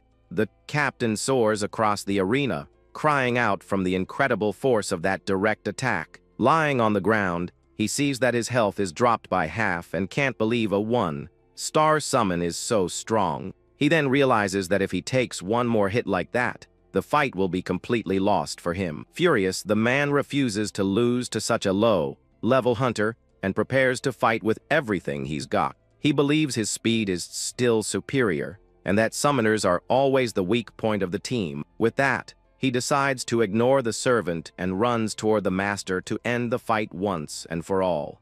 The Necromancer remains still, watching the enemy approach without showing any sign of fear. The captain then uses his 12th form of swordsmanship and prepares a powerful piercing attack. The young man continues to watch the swift coming toward him with a very calm and composed look. In his thoughts, he says with a smile that he was expecting this desperate move from his opponent. The system announces that the Wedge of Retribution will be released, and the young man prepares for the counter-attack. He unleashes the stored energy, and a shockwave hits the captain head-on, sending the warrior flying. The system then announces that the opponent's health has reached 0, and the match finally ended right then and there. The scene changes to the large Arajeri Guild building on that same dark, starry night. Inside the building, we see a luxurious and very tidy office with a view of the city. On the desk, a nameplate shows the name of the vice master of that powerful place.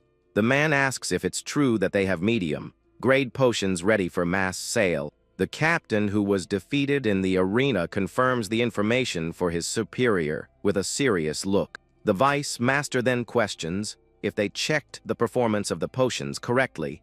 The young man explains that they healed a fracture instantly and are just like the ones found in gates. With a serious look, he confirms that the item's power is indeed very good and impressive. At that, the warrior apologizes to his superior for what happened earlier in the battle arena. The boss says the guild's name won't suffer just because a captain lost a simple fight. The man replies that the loss was to a no-name hunter with only 1 star. The vice master becomes furious and says the guild's reputation isn't so fragile as to worry about that.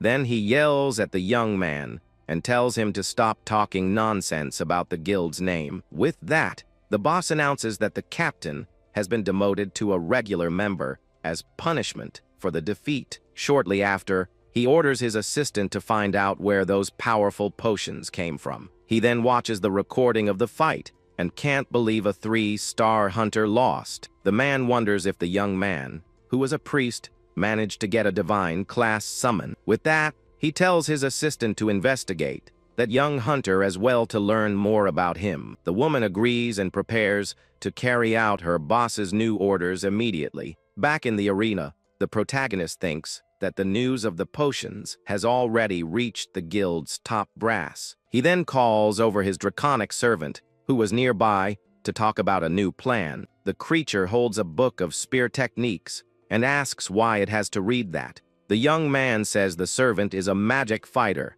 so he would be the perfect teacher to instruct him. The dragon complains about the task, but asks why his master suddenly became interested in spears. A memory of the blonde bully who used a spear to attack appears quickly on the screen. The hero explains that if things get rough, everyone will target him because he looks weaker. The servant laughs and tells his master to train more, since he looks weaker than his own minion. The protagonist gets annoyed by the taunt, and his eyes glow with an intense, menacing light. The servant then raises its fist and pretends its hand is moving on its own to throw a punch. With a bright flash, the creature lands a solid punch right in its master's face without any mercy. After the lesson, the monster says it has read the book and will now teach the young man how to fight with a spear. The creature then tosses the book to its master and tells him to memorize everything for the training as well. The young man catches the book in mid-air and holds it with a very serious and focused look on the magical object. The screen shows that the book teaches the Viridian family spear style, and that it's easy to learn. He remembers that the death spiral is a technique based on this style, and that it takes years to master. With a smile, he thinks this is a privilege of a regressor, and that he will use it to his advantage. The hunter then uses the skill book, and the system announces that the technique summary has been installed. He sees the 6 forms of the spear, and thinks they're simple, but he knows using them in combat is another story. The creature says teaching is its specialty, and strikes the ground with the spear to show its power.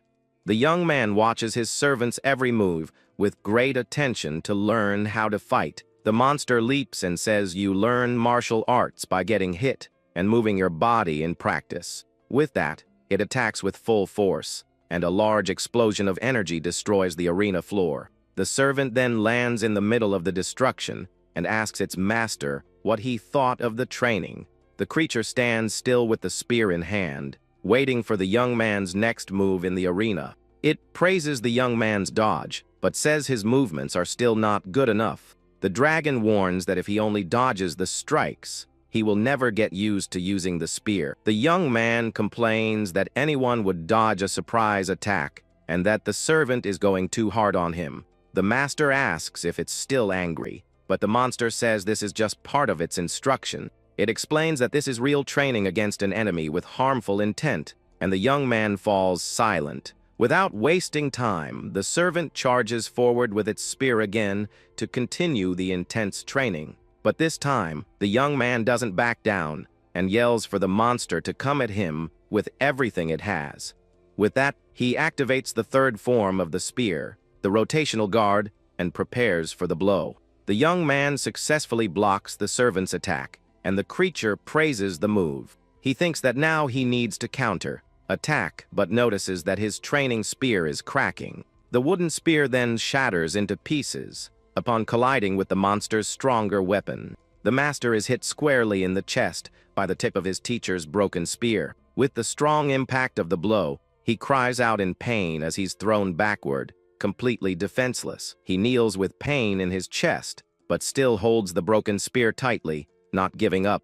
At that moment, his servant says that taking the first hit doesn't mean the fight is over and tells him to stay sharp. The young man doesn't understand why his defense didn't work if he managed to stop the monster's blow. The creature explains that he defended against the first attack, but forgot to prepare for the second one. The young man complains that the problem is the monster being stronger, but it denies this and says it adjusted its strength. Then the hunter gets up, determined, and says that next time he'll fight with everything he has. A blue aura surrounds him as he prepares for the next round of that intense training. With that, he activates the fourth form of the spear, the shaft strike, and goes on the attack against his teacher. He charges forward and attacks his teacher with a powerful blow, and the two clash in the middle of the arena. He thinks there wouldn't be a second strike, and that now he would counter-attack. But something goes wrong. The dragon then smiles confidently,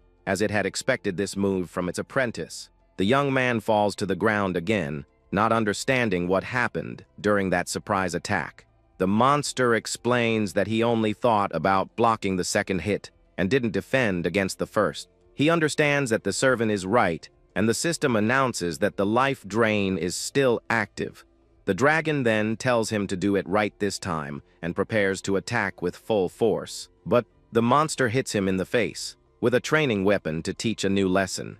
The training continues, and the two now fight on the wall of the battle arena without a break. After a long training session, the scene changes to a busy city street at night. In a restaurant, we see pieces of meat grilling on a hot, steaming griddle. The leader of the hunter group asks the young man what happened to his bruised face. His face is all bruised, and he has a bump on his head from the intense training. The young man says a lot has happened, and his friend becomes concerned by the vague answer. The servant praises its master for fighting it without passing out and calls him impressive. The young man says the training was fun and that hitting someone without getting in trouble was great. It tells the monster to let him know when it wants to stop, but the young man says he won't give up. The hunter thinks that the life drain also strengthens his physical abilities, but he knows that just increasing his stats is a waste of his great potential. With a smile, he thinks he'll become stronger than he was before the regression by mastering the techniques. The friend gets scared by the young man's wicked expression as he talks to himself. The leader thanks him for the 15 million transfer, and the young man tells him to call on them again. The protagonist then asks his friend if there has been any news about hunters lately. The group leader says their colleague keeps an eye on a website and mentions a few cases. He also brings up a gate in Kagoshima and the serial incidents involving hunters. The young man thinks that he remembers the major incidents, but was hoping for something useful in the smaller ones. The friend then mentions another gate in a place called the Forgotten Temple. Surprised, the young man wonders if that place hadn't been cleared by anyone yet. His partner explains that the Horizon Guild has been failing to clear the place for almost a year. A cute image shows that they just defeat the monsters that appear from time to time. Another illustration explains that a gate break happens when the mana exceeds 100%. The hero then understands that it's a flow-type gate and becomes thoughtful about the information. His companion says that since the place is dangerous, the guild has opened entry to everyone. He mentions that famous guilds like Phoenix and Dawn have shown interest in the mission. The young man remembers that the Phoenix Guild obtained the dragon scale armor there. With a wicked smile, He thinks that gate hasn't been conquered by anyone yet. He plans to learn how to fight with a spear and get the armor, and his friend notices his strange look. The young man then stands up and tells them to let the others know about an important meeting tomorrow. The scene changes to the Forgotten Temple, with 2 dragon statues around the blue gate. The system shows that the gate is a fluid. Type in the mana is at 93%. The group arrives at the location and sees a large camp full of all kinds of hunters. One of the hunters explains that people from all over the country came here after it was opened. His friend asks if they're going to camp, but the young man says they'll stay inside the gate. The female hunter complains that 5 days' worth of food isn't enough for such a big challenge. With confidence, the protagonist states that they will finish everything in just 5 days. One of his companions calls attention to someone arriving at the camp. A woman in armor walks past them. She is the next sword saint of the Phoenix Guild. The hero remembers that she was the one who discovered how to clear the gate and get the armor. He thinks that she was a genius but had an accident and lost everything in the past. His friend points to another person who is approaching the hunter's camp. A strong man in a kimono appears. He is Goda, a powerful member of the Dawn Guild. The fighter was known as the Iron Fist and was one of the strongest in all of Japan. He thinks that all the big names of the future are gathered there for that mission. His friend then asks if they can really beat all of them and clear the gate. The young man tells them not to worry about the others and that they will go at their own pace. With a wicked smile, he thinks he's going to take the temple and the armor no matter what. The young man then starts running toward the gate, and the group shouts for him to wait. The system announces that they have entered the Forgotten Temple, and they see a place in ruins. The Necromancer extends his hand, and his ring glows as he prepares to summon his servants. With a puff of green smoke, the dragon appears beside its master for the new mission. His partner is impressed to see the young man turn spirits into undead. The female hunter confesses she was afraid he would turn them into zombies too. With a serious look, the young man says he doesn't just turn anyone into an undead like that. The servant says that at their level, they would only become decent zombies, and the group is shocked. The protagonist then tells everyone to stop with the useless worries and focus. Suddenly, the ground begins to shake, and the temple's columns start moving on their own. The walls and structures of the place move and shift, creating a new labyrinth. The dragon warns that the terrain is changing and asks if it's safe for them. The young woman remembers that the place's difficulty is due to this unique temple mechanic. She explains that the layout changes once a day, and the environment and monsters reset. The hunter thinks that the mechanic is the same as before his regression, with no changes. He then tells his servant that it's right and uses his spells to strengthen it. The dragon says that protecting its weaker master is its duty, and that he doesn't need to worry. With that, the group enters the temple ruins to begin exploring the dangerous place. The creature warns that there's something strange up ahead, and the group goes on high alert. A strange figure with priest's robes and monster feet appears in the darkness. A fallen cultist with a demon mask emerges to attack the temple's invaders. The group leader recognizes the enemy and says they are fallen cultists from the temple. The creature charges forward with a wicked laugh, lunging at the group with its sharp claws.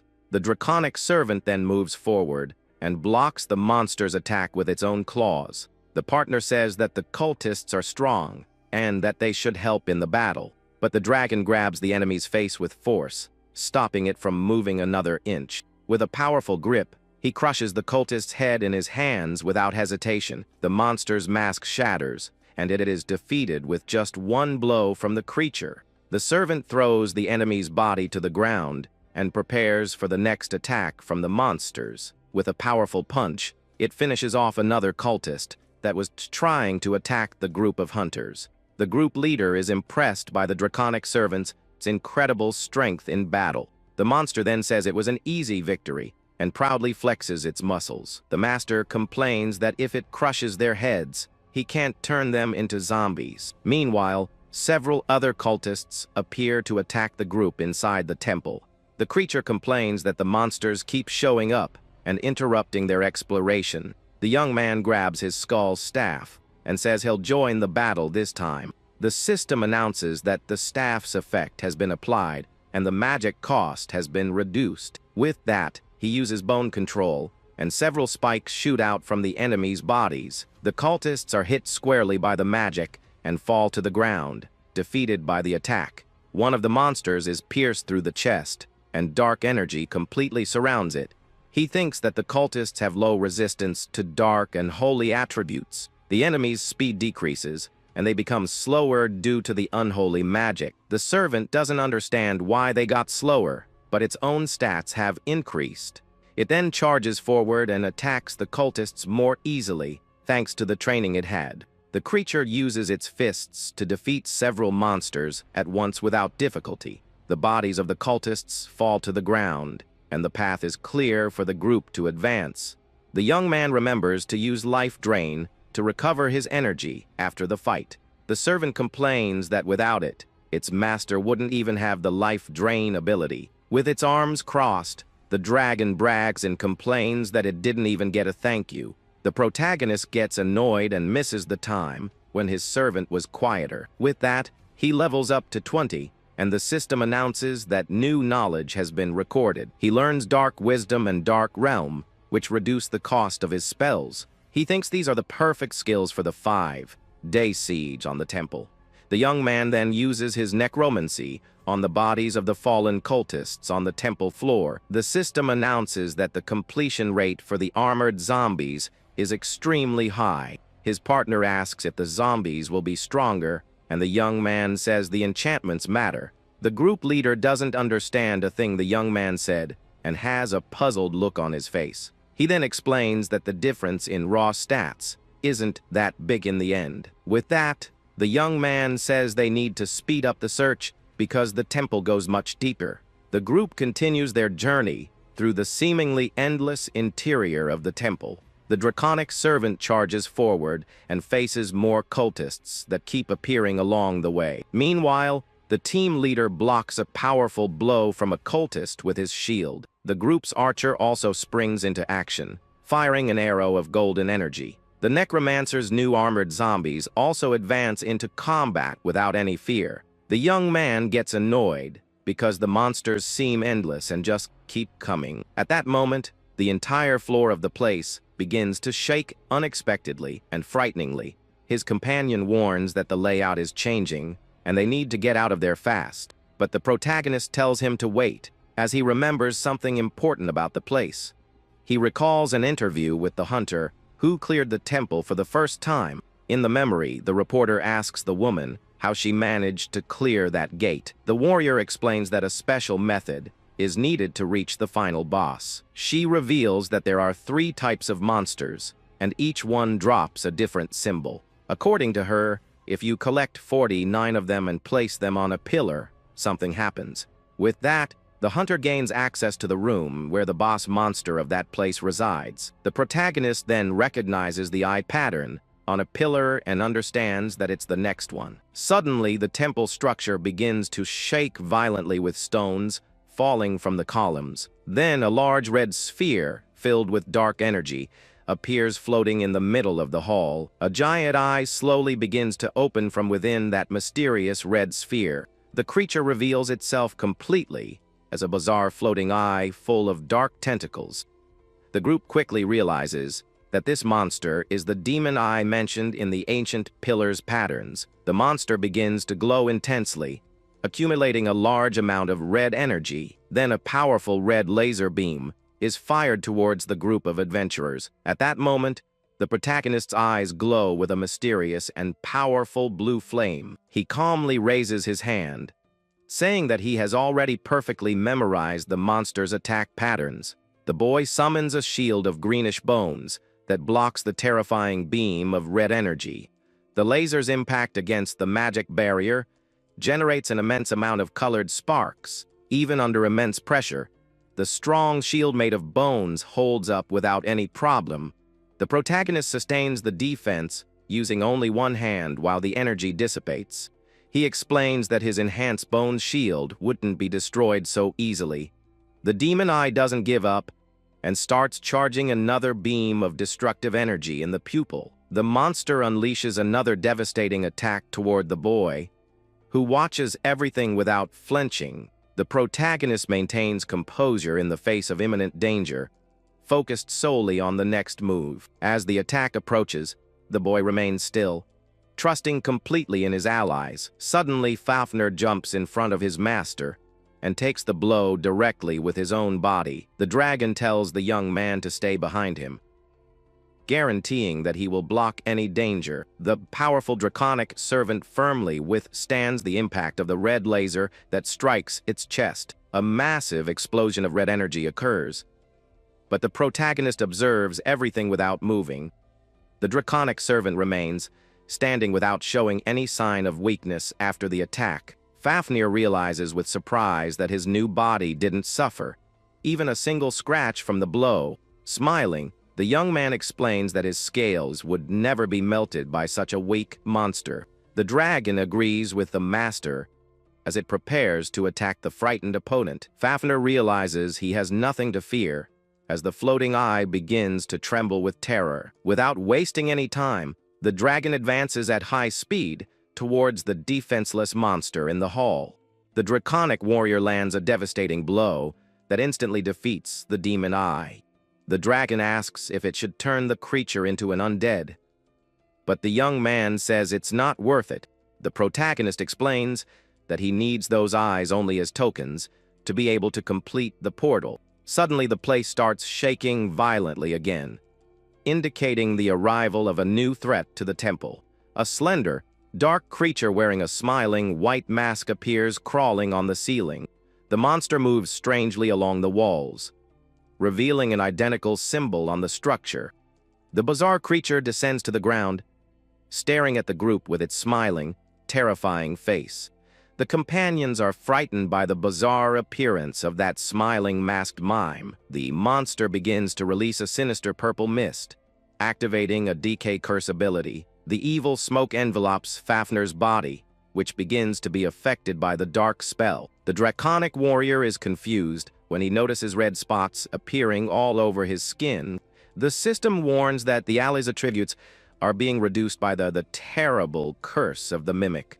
The young man considers, helpant remembers, the curses possess attributes of darkness, just like spirits. A bright green flame ignites at the tip of Fafnir's claw, revealing its immense power. The dragon realizes it can nullify the attack using its own energy and dispels the spell on its own. The boy realizes with surprise that the spirits of the undead can easily absorb this type of power. He is impressed by his draconic servant's natural talent and keen instincts in combat. Irritated by the failure, the mime shouts loudly and fires a new burst of cursed purple smoke. The protagonist decides to act and touches Fafnir's chest to activate a plan against the adversary. The young man activates a sacred blessing, causing the enemy's energy to connect to his servant. The masked mime realizes something is wrong and begins to tremble as he senses the counterattack. Fafnir smiles as he understands that his master is returning the sacred power through the curse itself. The masked mime is struck by his own energy, which has returned purified with sacred power. The protagonist says the test is over and prepares to finish off the monster with his bone blades. The sharp bone blades pierce the creature's body with a swift and precise cut. The mime falls defeated to the ground, while the young man calmly gathers his magic. Then the boy bends down and picks up the mysterious white mask that fell from the monster. The little floating spirit finds his taste strange, but the boy explains that the mask is a key.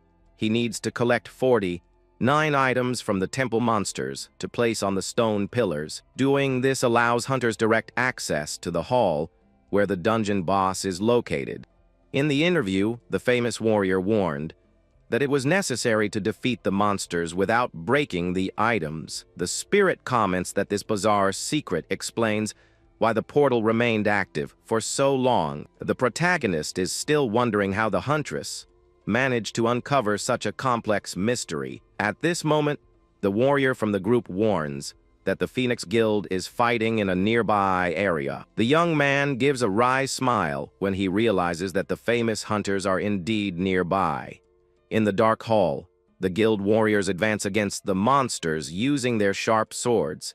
The talented Asaka assumes an impeccable fighting stance, wielding her enormous silver blade.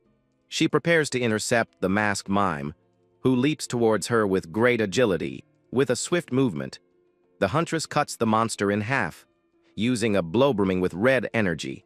The protagonist recognizes that this skill with the sword requires incredibly perfect precision.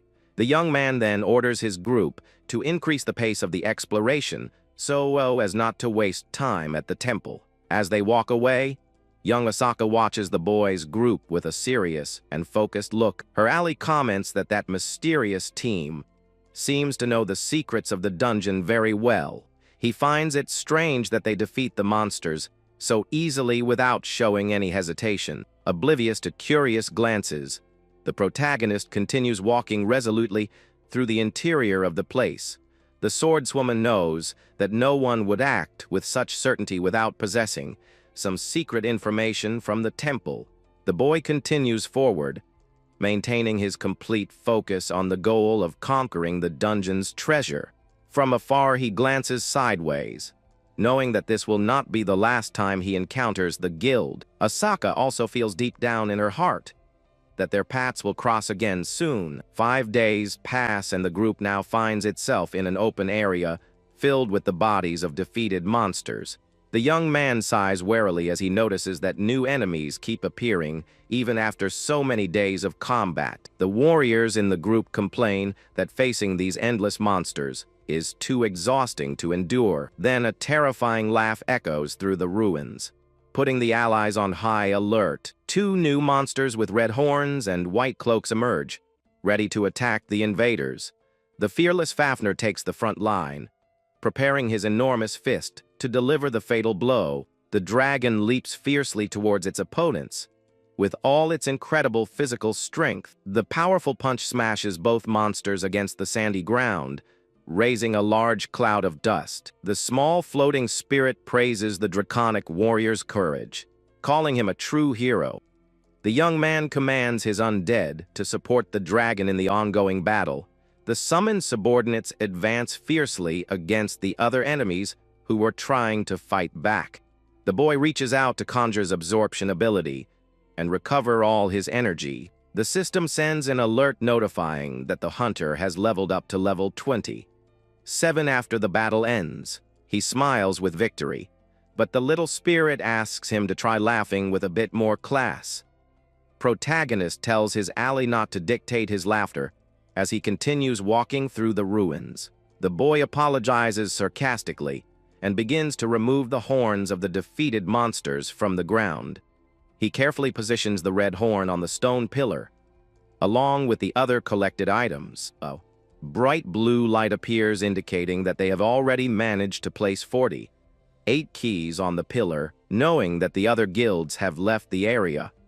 The protagonist decides it's time to close the dungeon. He instructs his friends to return and sell the valuable magic stones obtained during the exploration.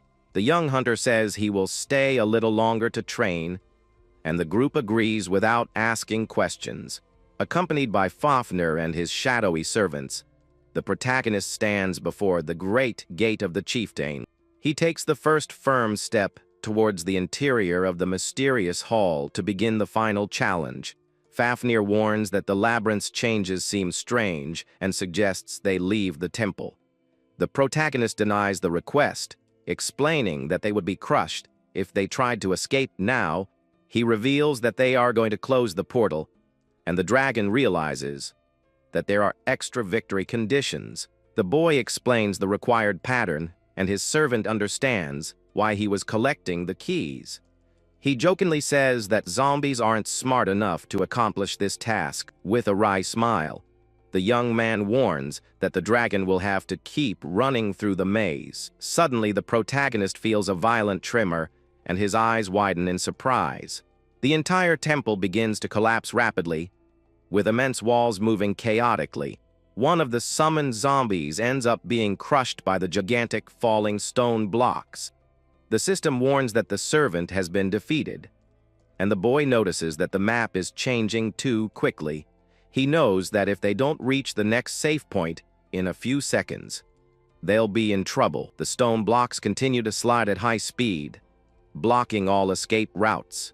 The protagonist desperately searches around, trying to find the last sacred pillar. Fafnir shouts, announcing that he has found the correct pillar, and the young man runs towards his voice. The dragon says he succeeded, but suddenly a huge collapse begins right between the two of them. Gigantic walls fall from the ceiling, separating the protagonist from his powerful ally amidst the dust. The boy curses angrily as he sees the path completely blocked by the huge fallen rocks. On the other side, Fafnir shouts, asking his master to throw the bag with the keys for him put in. The protagonist grips the bag containing the items tightly, preparing to throw it. With a precise throw, the young man hurls the bag of tokens over the barrier to his servant. Fafnir manages to catch the items in mid-air and runs to finish what they started before the ceiling collapses. The draconic servant quickly positions the last key and shouts, announcing that the task has been completed. Meanwhile, several enormous columns collapse towards the young man, who is unable to escape in time. He screams in despair, not understanding why the temple hasn't stopped collapsing on his head yet. A massive stone barrier collapses with a deafening crash, covering the entire hall in dust. The boy closes his eyes in resignation as he watches a sharp stone thorn plummet directly into his face. In the last second, the sacred pillar begins to glow with an intense and saving blue magical energy. Barriers of blue light intersect in the air, instantly destroying all dangerous rocks. Protagonist sighs in relief upon realizing that the terrible collapse has finally ceased. A blue magic circle appears on the ground and Fafnir warns that a secret passage has just opened. An ancient dark stone staircase is revealed, leading the group towards the mysterious underground. The boy walks accompanied by his servants and confesses that he truly thought this would be his end. He observes the new hidden area and warns that the real decisive battle will begin from now on. Fafnir raises his fist excitedly to face the boss monster, and the young man agrees with determination. They finally arrive before a colossal door filled with gleaming metallic details. The name of the Guardian of Death appears, revealing that this is the temple's terrible final enemy. The boy comments that the air in the hall is awful while his enormous draconic servant observes the place. The protagonist extends his hand with the shining black ring to push open the immense stone gate. The heavy entrance creaks loudly, revealing a glimpse of the terrifying darkness that awaits inside. Deafening and monstrous roar echoes from the depths of the hall, making the ground tremble once more. The final boss appears as a grotesque creature, formed from various masks and dark tentacles. Fafnir finds the monster's appearance extremely bizarre, and the young man agrees without taking his eyes off it. The dangerous boss roars, accumulating a large amount of purple magical energy in its central eye. He fires a powerful beam of energy, but the dragon throws itself in front to protect its master. Fafnir activates his spiritual combat aura, ensuring that this weak enemy will not overcome him. The loyal dragon blocks the full impact of the blow, declaring that he will never let anyone touch his master. But the cunning final boss activates a purple magic circle with his enormous eye filled with malice. The protagonist's eyes widen in shock as he realizes the surprise activation of that new magic. He puts his hand to his head, feeling a terrible pain as he realizes he has been caught by a curse. The boy's mind is invaded by frightening visions, filled with smiling faces and dark spirits. The protagonist's mind continues to be invaded by terrifying illusions created by the enemy's curse. Noticing his master's trance-like state, the dragon turns around startled, asking what is happening. Fafnir confronts the terrible head of the hall, displaying immense irritation at the cowardly attack. The monster laughs sinisterly, mocking the two adventurers and declaring that the foolish human will die. The bizarre creature joins its hands to conjure a powerful and destructive sphere of purple energy, but the protagonist quickly recovers, saying that the enemy seems to be having a lot of fun. With his mind cleared, the young man cancels the mental spell and decides to use his own magic to fight back. At that very moment, one of the monster's terrifying white masks begins to bite with sacred magic. The system warns that all the final boss's attributes have been reduced by 20% with the blessing. The dragon asks if the master did anything, and the boy replies that he only injected a little sacred power into it.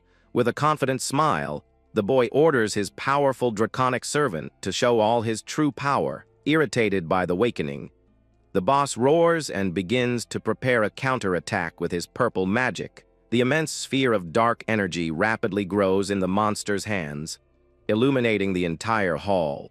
The enemy fires another terrifying purple laser beam at the dragon, which is preparing to receive the blow. Fafnir keeps his gaze extremely focused on his opponent without showing any sign of hesitation. The dragon activates its dark battle aura, significantly increasing the power of its strong legs. The draconic warrior advances like lightning, dodging enemy attacks with incredible speed. Fafnir tears the purple energy in half with his own body as he approaches the defenseless monster. Desperate at the dragon's speed, the creature screams, begging it not to try to run anymore. Without giving his rival a chance, the dragon catches up to his opponent and applies a devastating arm lock. Fafnir focuses his dark battle aura into his fist, activating a physical strengthening technique. With a brutal punch, the warrior strikes the enemy's knee, completely destroying the joint. The final boss of the temple screams in pain as he is thrown backward by the impact of the violent punch. At that same instant, the site of the boss's injury begins to bubble with a strange purple substance. The monster laughs sinisterly as a poisonous mist suddenly begins to engulf Fafnir's body. The draconic servant senses an uncomfortable feeling and closes his eyes. Feeling the effects of the poison, the system warns that Fafnir's body is rapidly deteriorating due to the toxic mist. The young man had been expecting this and uses his sacred blessing on his ally to nullify the enemy's dangerous magic. Green energy envelopes the dragon, instantly regenerating damaged parts of its body. The boss tries to counterattack with its sharp claws, but the dragon easily dodges the slow blow. Fafnir activates his special 10 strike technique and begins to unleash a series of attacks against his rival. Focusing all its fury, the dragon prepares a punch charge with blue magical energy in its fist. The draconic warrior unleashes the blow with determination, aiming to end the fight at that moment. The punch is so strong that it goes through the monster's chest, opening a gigantic hole in the creature. The final boss's structure begins to distort under the devastating impact of that physical attack. The enemy screams in despair, feeling immense pain and complaining that his curses are not working. Consumed by hatred, the wounded monster tries to attack again, vowing to annihilate the dragon there. Fafnir just mocks him, saying that his movements have become too slow due to the injury to his knee. With agility, the draconic warrior passes under the opponent's arm, avoiding the desperate attack. The dragon focuses its keen gaze on the monster's weak points, awaiting the master's command to finish it off. Meanwhile, the boss's legs begin to give way, and the injury to his knee rapidly worsens. The dragon complains that the monster's healing power is annoying and asks the protagonist what the plan is. The young man extends his hand and conjures his bone control, stating that they will end this in one fell swoop. Several sharp bone stakes are fired at high speed into the enemy's open chest. Desperate, the boss shouts for them to stop, while trying to unleash a massive wave of dark energy. Fafnir crosses his arms to defend himself from the terrible impact of the dark wave that spreads through the hall. The protagonist orders his armored zombies to form a defensive barrier to protect him from the attack. The boss's attack hits the summons squarely, causing them to suffer severe damage from the force of the magic. One of the boy's armored zombies ends up being completely disintegrated by the wave of dark energy. Taking advantage of the cover provided by his servants, the young hunter glides across the ground, approaching his opponent. The young man manages to get close to the monster and touches the masked face of the terrifying boss directly, He activates a special magic that temporarily seals all the movements of the powerful Guardian of Death. The protagonist shouts, ordering his draconic ally to seize the unique opportunity to attack. Fafan leaps very high towards the ceiling, preparing to plummet onto his paralyzed opponent. The dragon concentrates all its power in its right fist, which shines intensely in the air. Using its special crushing technique, the servant unleashes a devastating attack against the creature. The brutal impact causes the body of the terrible guardian to shatter completely amidst the smoke. The two allies observe the remains of the enemy, who finally lies defeated on the stone floor. The young man receives a huge amount of experience and levels up 2 more times after defeating the boss. Fafner asks what the real prize is there, and the boy points to the hidden altar right behind it. In the center of the altar, under the light from the windows, rests a magical relic surrounded by a red glow. The dragon comments, impressed, that the imposing red armor seems extremely powerful. The system reveals the legendary dragon scale armor that possesses an incredible regenerative capacity. With a satisfied smile, the protagonist decides to take the powerful magical artifact. Without hesitating for a second, he lightly touches the armor, causing a strong green energy to begin enveloping his hand. The boy realizes that simply touching the powerful magical artifact automatically equips it. A torrent of dark, purple energy envelops the young man's body, completely altering his clothes. The young man is pleased to notice that his stamina and agility attributes have increased considerably. He realizes with surprise that the equipment transforms to perfectly match whatever he imagines. Protagonist assumes a new form, wearing a beautiful and intimidating black armor made of dragon scales. The dragon crosses its arms and comments with a smile that it will no longer need to hold back during spear training. Fafner says that before he was afraid of hurting the master, but the boy notices his joy in being able to hit him. The servant whistles, disguising his true intentions, and assures everyone that he only wishes to see his master grow stronger in combat.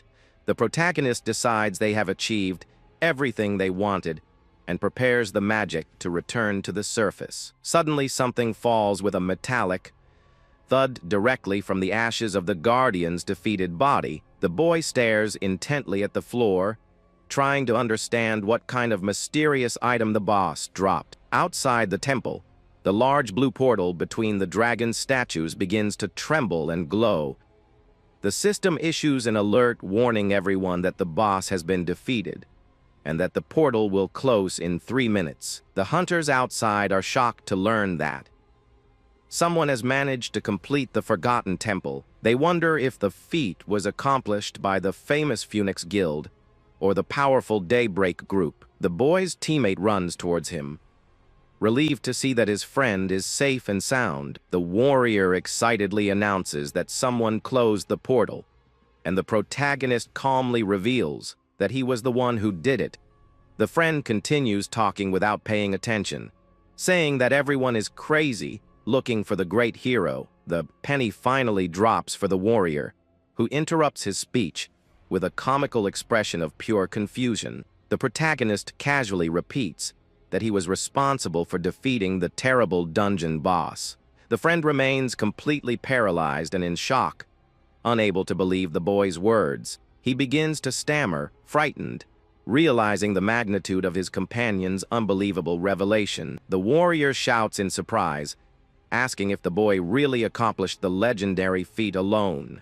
The protagonist quickly covers his friend's mouth, asking him to speak quietly and not draw attention. The boy explains that he prefers to keep it a secret because he doesn't like being the center of media attention. He suggests splitting the boss's rewards, but the allies refuse, believing it's unfair to accept them without a fight.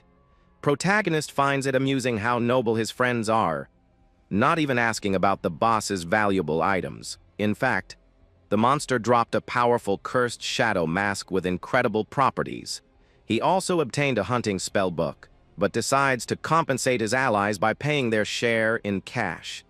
The boy says he won't insist, but his friend proudly reaffirms that their answer will remain the same. The protagonist simply gives a small, satisfied smile, appreciating the character and loyalty of his companions.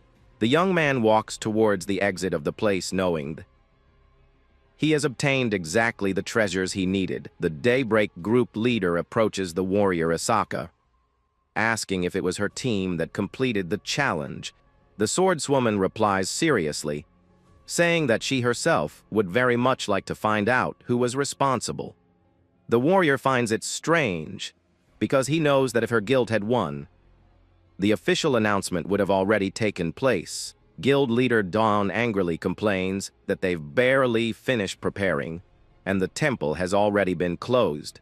Sokka is lost in thought, trying to figure out who would have been able to defeat the boss if it weren't for the other guild. She remembers that mysterious group walking away, but quickly dismisses the idea, finding it impossible. The scene changes to the outside of an old, sunny building that serves as an alchemy workshop. The group enters the potions lab, and the hunters comment that the atmosphere there is strangely tense. Suddenly, the alchemist Shintani appears, running desperately down the stairs, asking what the young man did. The protagonist remains calm upon seeing his agitated friend and asks if the Arjeri Guild has appeared at the location. The boy admits he helped his colleague by attracting clients, but the alchemist seems to be on the verge of a breakdown. Shintani shouts desperately, saying that his friend has no idea of all the hardship he went through. The alchemist shows on his cell phone that dozens of people are sending messages non-stop demanding potions. Shintani recalls the moments of panic when answering calls from customers wanting to buy everything right away. He remembers almost dying buried on a gigantic pile of patent registration papers. The protagonist observes the complaint without flinching and asks if the situation was really that bad. The alchemist admits that it was actually great publicity, but continues to complain about the enormous stress. The boy says that the end result is what matters and asks how the preparations for mass production are going. Shintani replies that everything is almost ready and hands over a box, saying that the special order has arrived. The young man opens the box, revealing the rare orb of darkness that serves to amplify dark magic. He asks the dragon to stay still there, but the servant is suspicious, thinking the master will do something strange. The boy tells him not to speak like that, and positions the powerful dark artifact right on his ally's chest. The protagonist's greenish magical energy begins to envelop the orb of darkness. During the process, Fafnir feels a strong internal pressure as the hero's soul and the Nega's body begin to connect. The young man explains that the item is increasing the synchronization rate between the ally's soul and his dragon body. The system shows that the completion rate has increased, but the dragon wants to know why it's still incomplete.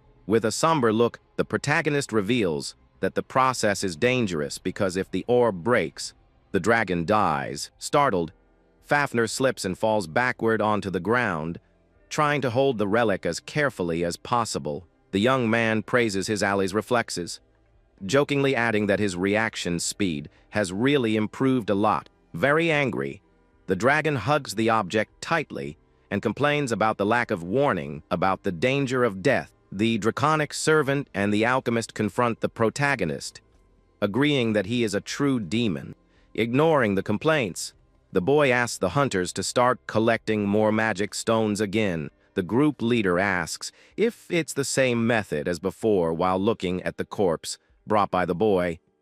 The hunter questions whether the young man will create another undead creature, but he reveals that he intends to create a golem this time. The warrior is surprised and confused, not understanding how it is possible to raise a golem from that body. Ryaga knows he's not yet at the level to create advanced undead, and that's why he needs an alchemist. He thinks with satisfaction that he already has a brilliant alchemist under his command, and Shintani feels a terrible shiver.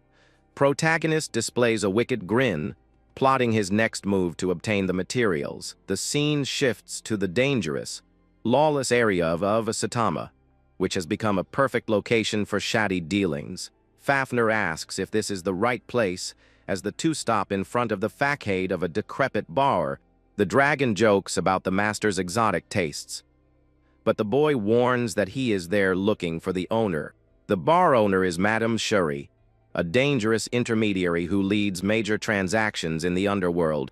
The young man enters the place knowing that she certainly possesses the valuable items he wishes to find. Upon opening the door, they find the interior of the establishment completely destroyed and with broken windows. Fafnir notices there was a recent fight, and the boy suggests asking a man lying on the bar floor. Ryoga approaches the henchman in the gray suit, who is lying on the ground groaning in pain after the confrontation. The young hunter asks a direct question, demanding to know where the owner of that establishment is. The man tries to resist, refusing to answer, but the dragon approaches to intimidate him. After suffering an attack, the henchman cries desperately, revealing that Madame Shuri fled 30 minutes ago. The dragon thinks tracking her will be difficult due to the time constraint, but the protagonist assures him that this is not a problem. He activates the power of his new shadow mask to initiate the magical ability of soul tracking. A trail of magical purple mist emerges, revealing the exact path the bar owner escaped by. The system begins tracking Madame Shuri as the young man follows the trail through the dark alley. A red-haired woman runs, panting, clutching her chest with a pained expression. Several men in suits begin chasing her through the streets, shouting to prevent her from escaping. She is baffled as to why she is being hunted by the dangerous criminal organization called Red Spider. Gasping for breath, she tries to remember if she did anything to anger such a large criminal syndicate. The woman knows very well that if she is captured by those thugs, it will be the end of her life. To make matters worse, she ends up cornered by two armed criminals who block her path in the alley. With enemies on all sides, the woman finds herself surrounded, and with no apparent escape route. Even though she is very tired and in pain, she refuses to give up and tries to prepare for the imminent confrontation. The thugs approach disdainfully, while the woman laments her bad luck at being in that terrible situation. Their leader appears with a smug smile, ironically praising the resistance she demonstrated. Even under immense pressure, she refuses to surrender and begins to prepare a desperate counterattack. She pulls out a sharp dagger and warns that they will get hurt badly if they continue to underestimate her. The villain just laughs at the threat, pointing out that she has already used up all her mana and should stop acting. She ignores the comment and challenges the leader to come closer. She can see for herself if she's bluffing. The gang begins to move slowly to corner the woman, who remains firmly holding her weapon. She bites her lip hard, feeling the tension build with each passing second as they draw closer. Suddenly, a mysterious voice echoes through the alley, sarcastically commenting on the size of the crowd. The protagonist arrives at the location with a smile on his face, asking if there's an interesting show going on there. The boy with black hair comments again on the large number of people gathered in the middle of that alley. He persists in provoking the criminals, facing them with an extremely calm and confident demeanor. The woman's eyes widened in surprise as the henchman turned around, irritated by the unexpected intrusion. The young hunter remains standing, simply observing the group with his hands in his pockets and a very calm smile. The leader of the henchmen disdainfully warns that outsiders shouldn't meddle in other people's business. But the shadow of a huge blue dragon appears right behind the boy, who scoffs at the friendly warning he received from them. The villain gets furious and warns the boy not to get too cocky, just because he has a summon by his side. He gives the order to attack immediately, and the henchmen rush in at once against the young man and his enormous monster alley. Without mercy, the draconic warrior delivers a devastating blow that forcefully hurls the first opponent away. Then the dragon uses its incredible physical strength to send the other criminals flying through the air all at once. With heavy and destructive steps, the immense alley advances, crushing any resistance that arises in its path. He grabs one of his opponents with ease, demonstrating the enormous difference in power between them in combat. The powerful dragon fires a blast of bluish energy that instantly destroys opponents' weapons.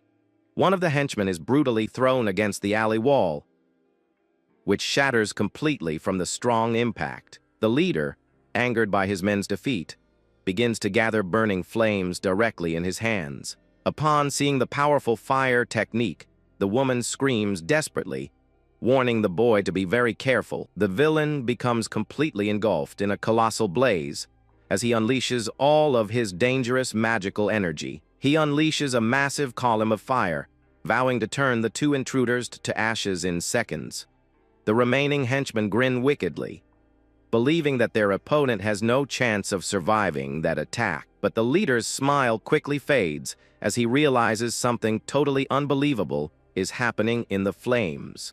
The imposing dragon emerges, unscathed from the midst of the fire, activating its dark barrier that blocks all the scorching heat. Completely shocked, the criminal screams, unable to understand how the monster got away without suffering even a single scratch. Without giving him time to react, the dragon lands a devastating blow that causes the villain to spit blood from the strong impact. The impact of the punch generates an explosion of energy that completely eliminates any chance of defense for the opponent. The proud draconic ally beats his chest imposingly, telling the defeated enemy to respect the world. The protagonist walks calmly and asks his servant if he's finished having fun with the henchman. The boy remembers how the woman had a large burn scar on her face before her time regression.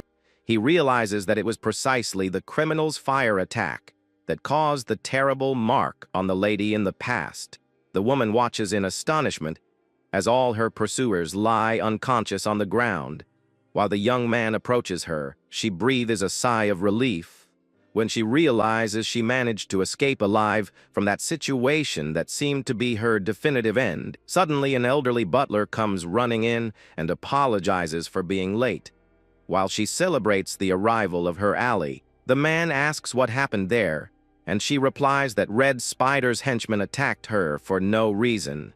The young man intently observes the strong aura emanating from the newly arrived elderly man, as if he were the madam's bodyguard. The protagonist realizes that the butler is actually a very powerful and experienced elite hunter. The old man asks about the mysterious people in the alley, and she replies that she doesn't know them, but knows they are good.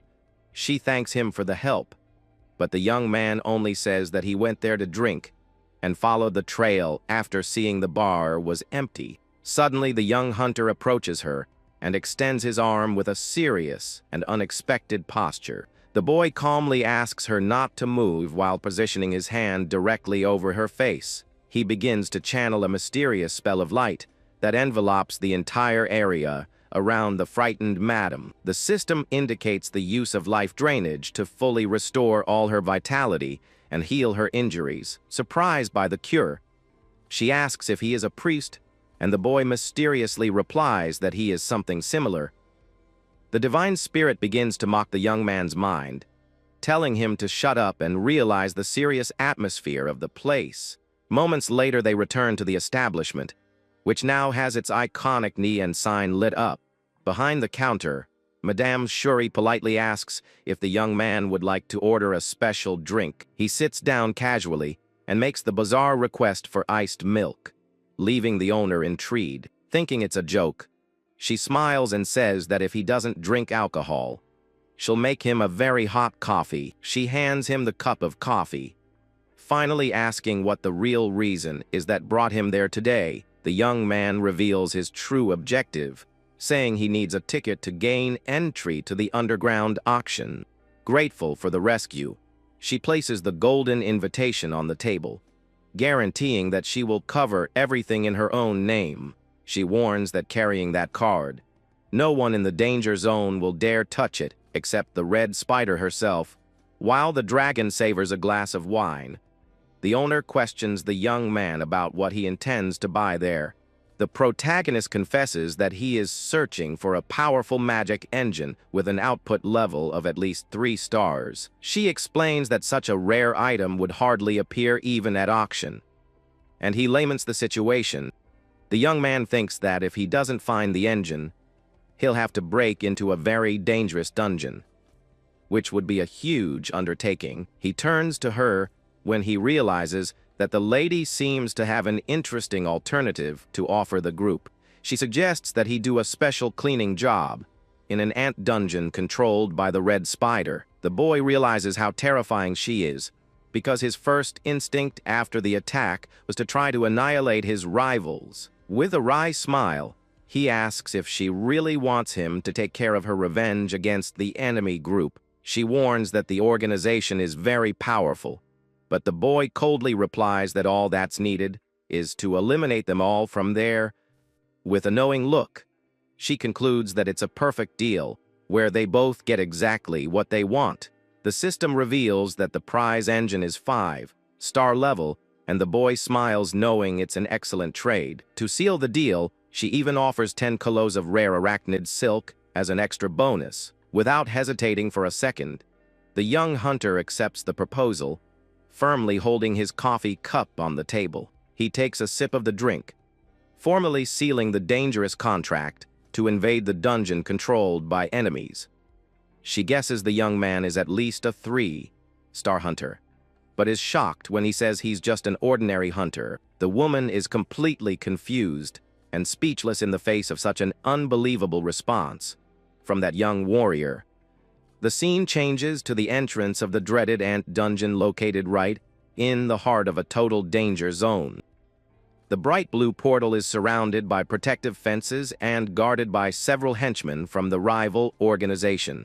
A foot wearing a high heel gently steps onto the grass, indicating that the group's silent approach has already begun. Hidden among the bushes, the madam holds her sharp dagger, ready to begin the invasion alongside her ally. With a swift movement, she plunges the weapon into a circle of greenish magic to activate a powerful spell. 3 magical daggers glow intensely on the forest floor, creating an invisible barrier around the camp. The system reports that the butterfly illusion spell has been successfully activated to camouflage all movement. Blue butterflies appear and block any attempt at communication or escape by the thugs guarding the place. One of the guards tries to use the radio to call for reinforcements and report that the west side appears to be clear of intruders.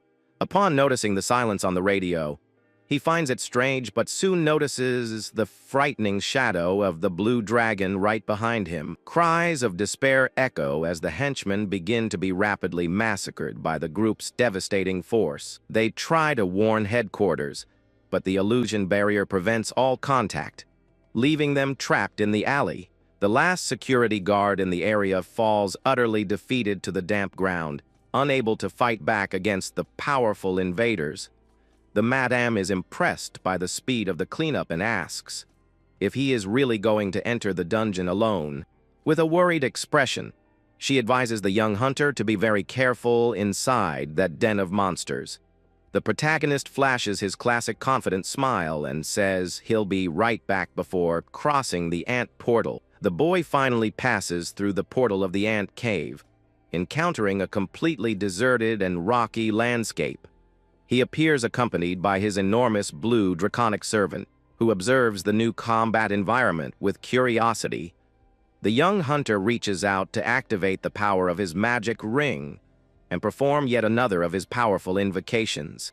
He summons a strong warrior skeleton and announces with a smile that the time has come for him to show his true worth there. The newly created skeleton guardian lets out a sinister, mocking laugh while holding his 2 large shields. The dragon, now in a purple form, asks if their plan is simply to eliminate all the monsters in their path.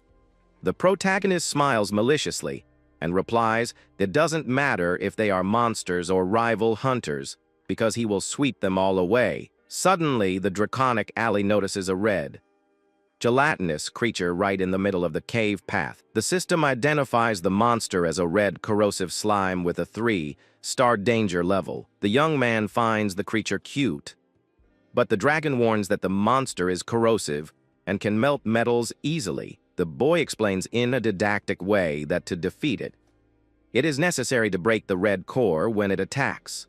With the instruction in mind, the purple dragon confidently advances towards the slime, which begins to move into combat. The corrosive monster stretches rapidly, unleashing a high-speed attack against the draconic servant at the moment of the attack. The slime's body spreads out, perfectly revealing its bright weak point in the center. The servant concentrates all his immense physical strength into his fist, which begins to emanate a strong blue magical energy. With a devastating and precise punch, the dragon completely destroys the opponent's core in an explosion of fluid. The dragon laments that there is no corpse left to summon, but the boy praises the quick victory with a single blow. The draconic servant realizes that the master's usual spells won't work there.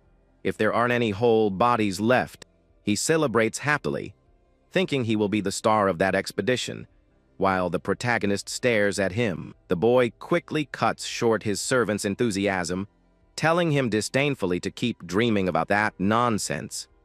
The young man extends his hand with determination, explaining that even without bodies, he can still use the souls of the monsters. At that same instant, the fluid from the defeated monster begins to accumulate and glow with a strong reddish energy. The boy draws that floating mystical energy directly into the palm of his hand, inviting it to connect. A bizarre and frightening sphere of greenish energy with a smiling face begins to take shape in the air before him. The system confirms the successful creation of the ghost as the creature floats happily around the master. The dragon questions what that new summoning does, and the boy explains that it serves to waken opponents. With a wicked and mysterious glint in his eyes, the young man vows to demonstrate in practice how to use the creature. At that moment, a new group of corrosive red slimes fiercely leaps towards the cave invaders. The young man commands his new summon, which advances rapidly, spreading its greenish mist over the enemies. The slimes turn purple and weaken as the system registers an immediate reduction in their combat attributes. The dragon finds the effect weak, but the boy warns that when he manages to accumulate several ghosts, the damage will be enormous.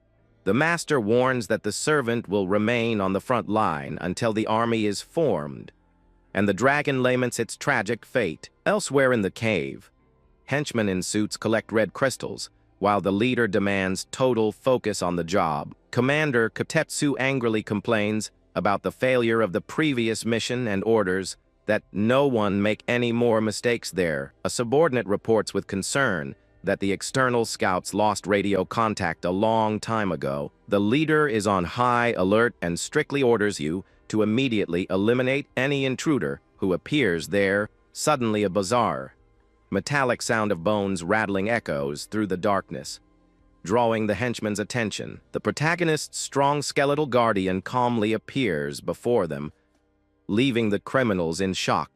The bony creature lets out another of its terrifying laughs.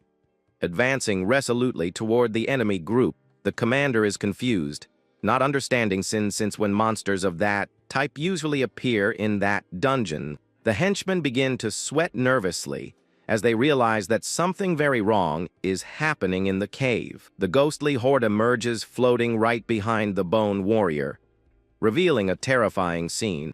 Without hesitation, the leader orders the monster to be burned, and the mages prepare their magic circles of fire to attack. Powerful bursts of blazing flames are fired at high speed directly at the defending skeleton. With mastery, the Bone Guardian raises his two large shields, easily blocking the violent fire attack. The Bone Warrior stands firm and relentless amidst the fire, suffering no damage from the mage's magic. At that moment, a huge dragon foot stomps heavily on the dusty ground, indicating the arrival of the second ally.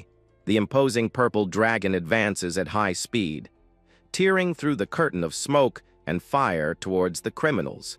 The criminal leader watches angrily at that unusual combination of monsters fighting in such a coordinated manner. He prepares to counterattack, gathering an immense sphere of destructive fire in his hands to finish off the dragon.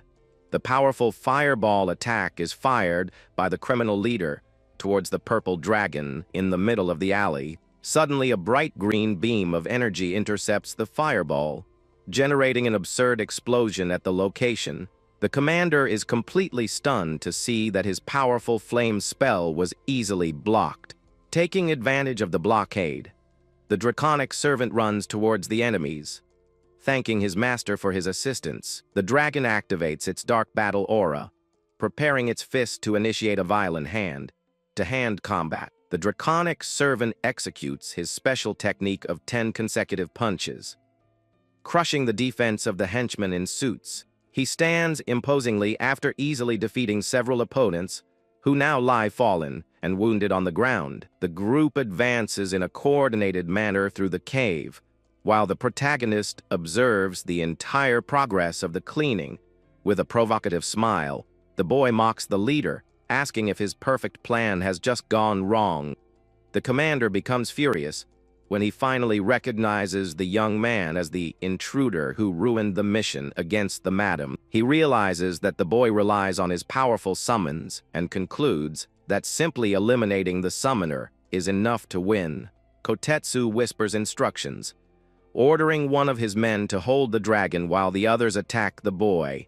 The henchman, armed with a large shield, fiercely advances towards Fafnir to try and stop him in combat. The imposing servant merely prepares his giant fist, laughing at the audacity of the opponent who tries to block his path. With an extremely brutal punch, the dragon shatters the metal shield, proving that the barrier was useless. Kotetsu quickly conjures his red restraining magic, creating rings of flames to try and trap the dragon. The purple dragon is surprised to be enveloped by ropes of fire, while the enemy celebrates the successful restraint. The draconic servant tries to struggle but realizes, irritated, that he is temporarily paralyzed by the powerful spell.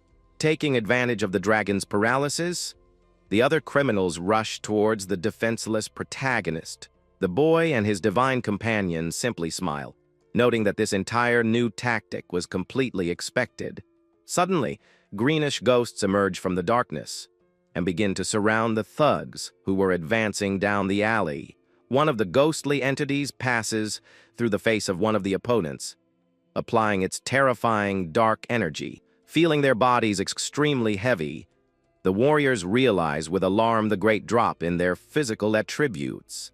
The young hunter takes advantage of their weakened state to conjure his sharp bone spears through his magic. Even weakened, experienced 3-star opponents manage to deflect bone projectiles with their weapons. The boy recognizes their good resistance, realizing that he will need to use a more powerful attack to defeat them. One of the warriors in a suit advances furiously with his flail, striking the boy's skeleton guardian with a blow. With an extremely violent attack, the opponent completely destroys the shield and body of the poor bony ally. Without wasting any time, the warrior runs straight towards the boy, vowing to end his life right now. The young man activates his advanced skill by combining bone control to shape a powerful, special combat spear. The hunter extends his arm, capturing the new greenish spiritual weapon that appears floating right in front of his hand. He assumes an impeccable fighting stance and activates his basic spear-handling technique of the Viridian style. With a swift and deadly movement, the boy delivers a precise diagonal slash that strikes his opponent squarely in the chest. Commander Kotetsu bites his lip in pure rage as he watches yet another of his best henchmen get so easily outmatched. The young hunter points his greenish spear towards the leader, signaling that the time has come to show off his training. The villain grows increasingly tense and apprehensive as he notices the absurd level of martial skill the young man possesses. The boy maintains his offensive stance, with the spear enveloped in a very menacing, dark purple combat aura. Cornered and wounded, the enemy warrior curses with hatred, while the boy continues to stare at him with utter coldness. He attempts one last desperate attack,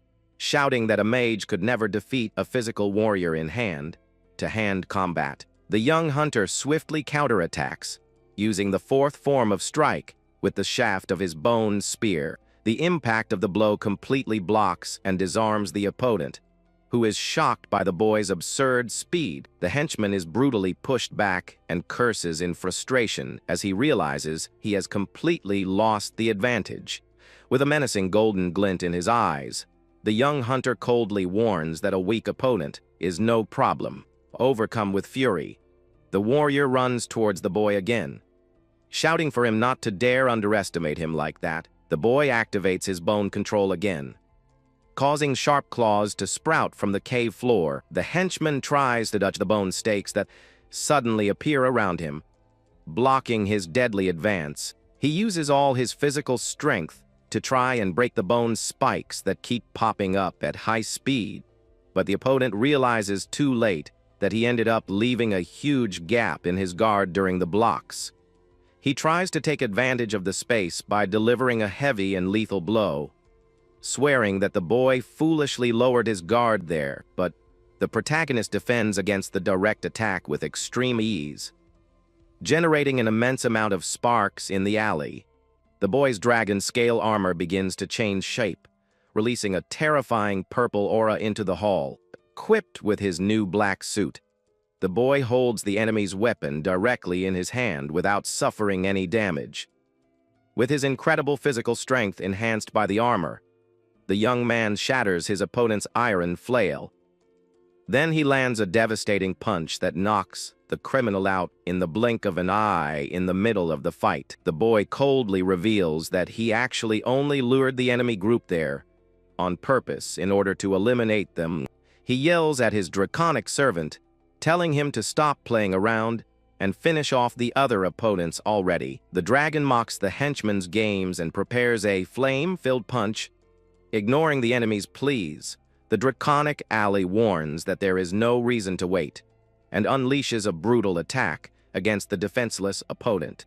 The crushing punch hits the last henchman squarely, creating a huge crater in the dungeon's stone floor. With the end of the battle, all the red spider criminals lie completely defeated by the powerful group. The purple dragon surveys the area with a serious and attentive gaze, awaiting the next order from its master in the cave. Desperate to see his men defeated, leader Kotetsu prepares a spell, yelling for his allies not to flee, but the imposing draconic servant quickly appears before the leader, preparing to deliver the coup de grace. The devastating punch smashes Kotetsu against the stone wall, which shatters completely from the brutality of the impact. Bleeding and cornered on the rock, the leader laments in disbelief at having lost to a mere dragon, but the relentless dragon continues to calmly approach, holding a large piece of stone to finish it off. Without giving him a chance, the draconic ally strikes Kotetsu again, burying him under the rubble of the destroyed wall. The mighty dragon places its foot on the knocked-out leader, confirming the end of that dangerous battle in the cave.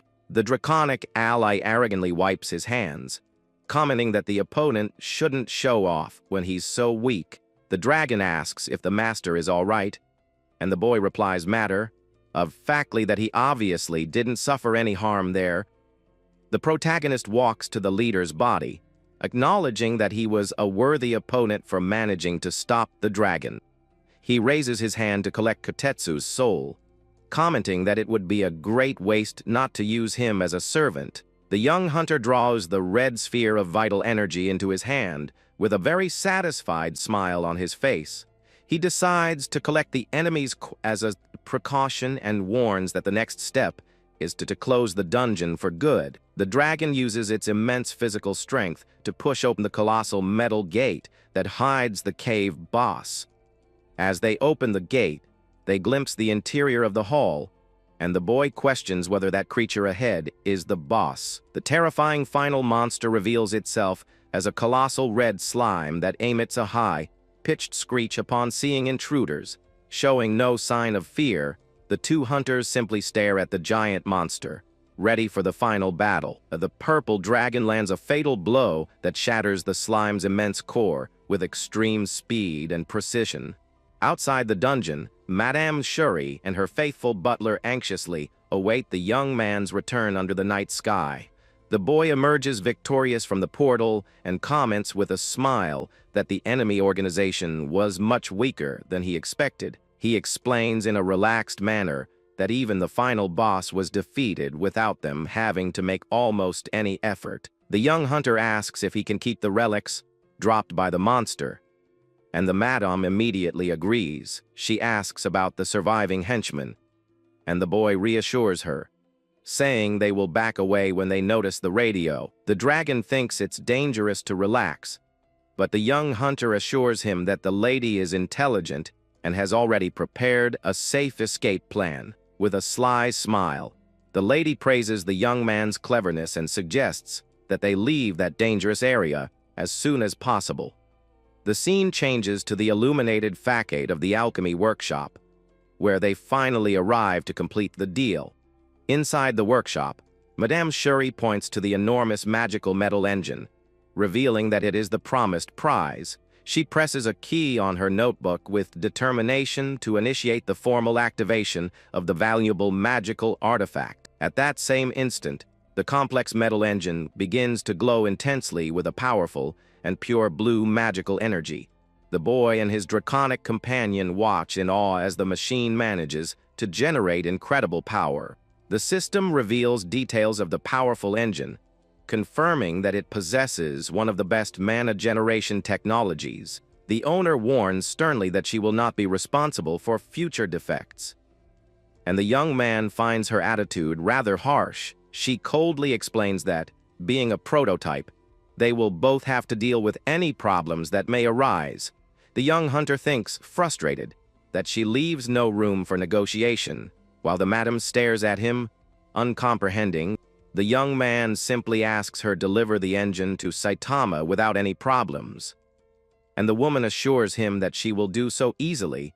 That same night, the scene moves to the outside of a brightly lit old residential building. The young alchemist Shintani runs desperately down the stairs, joyfully celebrating his friend's safe return. The boy and the dragon nod calmly, while the protagonist questions the reason for all the commotion from his colleague.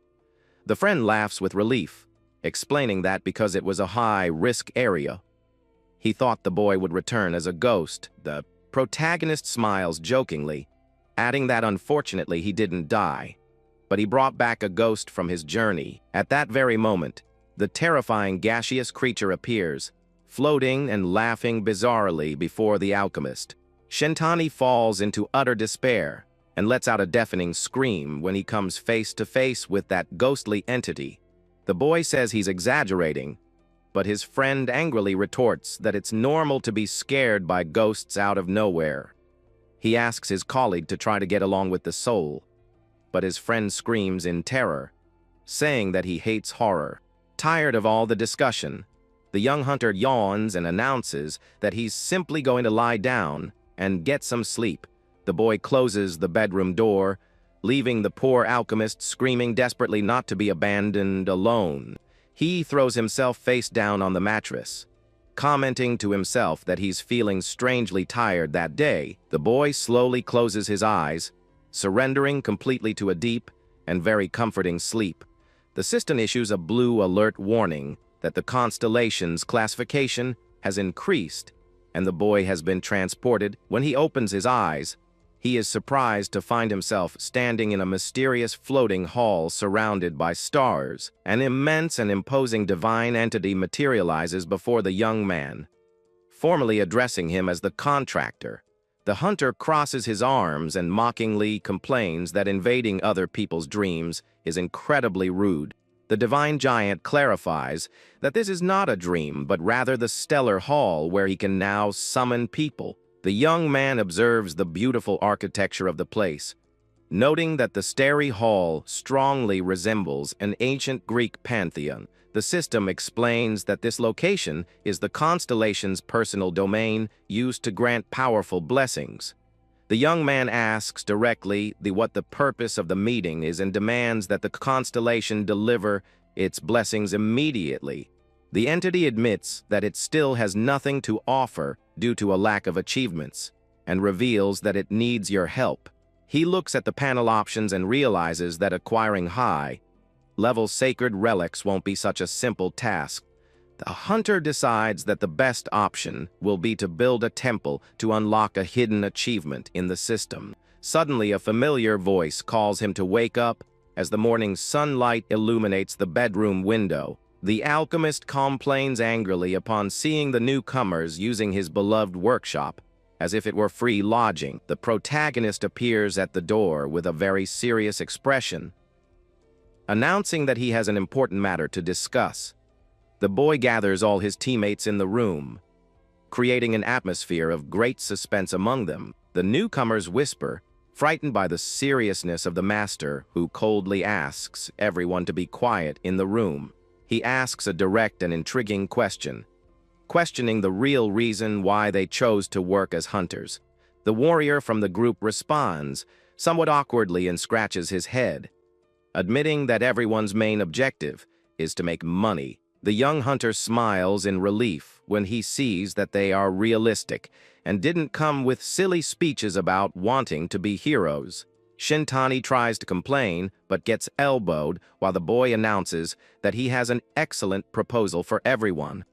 Protagonist makes the official invitation, proposing that they form a permanent group of hunters. From now on, the warrior is surprised and confused, because he thought they were already an official group from the beginning of the dungeons. The young man clarifies that until now, it was only an informal working relationship, where he paid for the services rendered. He explains that he wants them to face the dangers as a real team, and asks what the final response will be. The swordsman in the group smiles excitedly and immediately accepts the great opportunity to officially join the young man.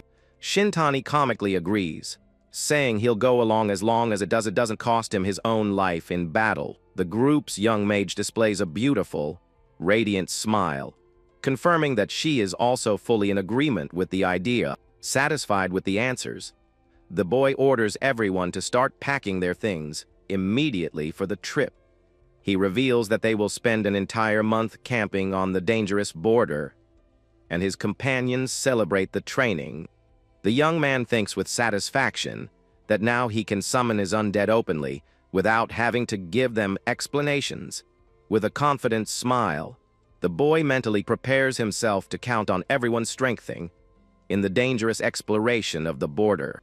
The scene changes to the imposing iron gate of the border located in the middle of a dense and dark forest.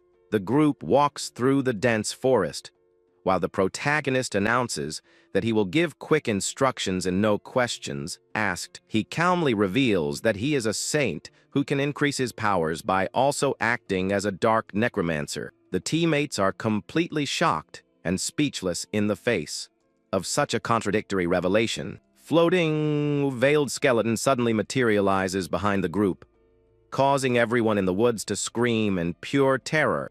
The young woman understands how he summons the undead, and Shintani comments that she had never heard of such a class before.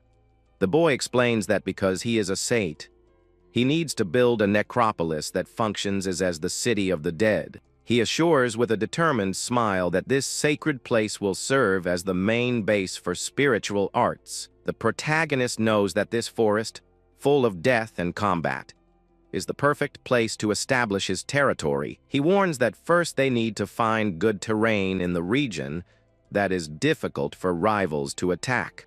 Swordsman asks curiously if they will begin building the temple immediately upon finding the land. The boy replies no and explains that the necropolis needs to be built precisely over a spiritual vein.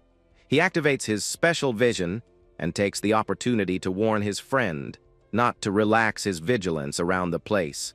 The system indicates the use of spiritual energy in the eyes, revealing a strong green trail shining beneath the forest. With a path mapped out, the group continues walking in silent file, guided by the imposing dragon at the head. Suddenly, the little green ghost appears floating beside the dragon, laughing mockingly and pointing ahead. Hearing the sinister laughter of the soul, the young hunter quickly realizes that a group of enemies is waiting just ahead. Several lizard men armed with swords and shields emerge from the foliage, yelling fiercely at the intruders. The shield warrior tensely warns that the lizardmen are weaker than orcs, but possess absurd agility. But the boy only mocks their strength while his dragon swiftly advances to crush the small reptiles. The warrior shouts desperately, warning that physical attacks are ineffective because of the oil on the lizard's scales. But the dragon only questions, ironically, why the attacks don't work, while the opponent is already lying on the ground, completely embarrassed. The warrior gives a weak smile and abandons his explanation upon witnessing the brutal power of the purple dragon. Undeterred by his companion's defeat, another lizard man leaps fiercely, attempting a surprise attack from above, but the draconic servant easily intercepts the blow, landing a violent punch that makes the reptile spit blood. The draconic ally focuses its extremely attentive and menacing gaze on the rest of the enemy army in the forest. With a devastating spinning motion, the horned warrior clears the battlefield, hurling all the monsters away. The two allies observe the bodies of their defeated opponents, while the other members of the group watch in shock. The young hunter snaps his fingers to activate his dark summoning magic using the fresh corpses from the battle. The system confirms the creation of the armored zombies that now rise as strong servants under the boy's command. He calmly explains that areas with strong spiritual veins tend to attract a large number of monsters. The boy orders everyone to stand alert, and his teammates respectfully respond by standing at attention. The imposing dragon continues to forcefully carve its way through, easily crushing any creature that dares to stand in its path. A growing army of undead lizardmen begins to follow the young hunter, serving as his personal guard. Meanwhile, the allies take the opportunity to collect crystals and valuable materials from the defeated bodies on the ground. The boy stops in front of a beautiful lake and says that the place is suitable, but the dragon thinks the structure will attract attention, with monsters watching from the shadows. The system indicates a great spiritual convergence, and the boy says it's the perfect place. He orders them to set up camp. But the ally points worriedly to the large number of enemies roaming the area. With a grim smile, the young hunter intimidatingly warns that numbers make no difference to a necromancer. He extends his arm with utter arrogance and power, vowing to demonstrate in practice the reason for his great confidence. He activates his bone control magic, firing terrifying greenish projectiles to annihilate the enemy hordes. The boy impassively watches the dark forest, which is beginning to be completely dominated by the power of his necromancy. Immense bone stakes erupt violently from the ground, impaling dozens of monsters in a swift and silent massacre. The sun begins to set on the horizon, coloring the entire sky orange and revealing the completion of the cleanup of that area. The group walks calmly through the new camp, which is now filled with impaled bodies and remains of monsters. The young man activates his flesh, stirring magic to expertly extract and separate all the clean bones from the corpses. Skeletons and entire skulls begin to detach from the flesh, floating in the air enveloped by an intense dark energy. The system warns of the use of bone control, as all that material begins to fuse together to create a structure. The boy confirms with the constellation that he will erect an imposing obelisk of bones to be the symbol of the necropolis. The divine giant curiously comments, recalling that obelisks used to be created to worship the sun god Ra. The system displays the classic Egyptian representation of the god Ra, confirming that the monuments are indeed his symbols. The boy explains that because it represents life, the solar symbol becomes the perfect poetic contrast for his necropolis. The god decides to name the structure the Black Obelisk, and the young hunter receives the comment as a beautiful compliment from him. The tower grows as the system alerts that the souls and all the spiritual energy of the forest have begun to react. A red alert appears on the screen indicating that the process is generating an extremely high consumption of spiritual energy. The whirlwind of red and dark souls continues to rapidly compact to form the top of the great monument. Sweating from the great physical effort, the young man remains focused, visualizing that he is very close to completing the task. The system warns that your energy has dropped by half, and that the mana drain rate continues to increase relentlessly. A torrent of red lightning strikes the black obelisk, sucking all the mana directly from the largest spiritual vein. With an extremely intense crimson glint in his eyes, the young hunter loudly commands for the energy to be replenished. A gigantic and somber Gothic-style tower rises imposingly under the reddish sky of the forest.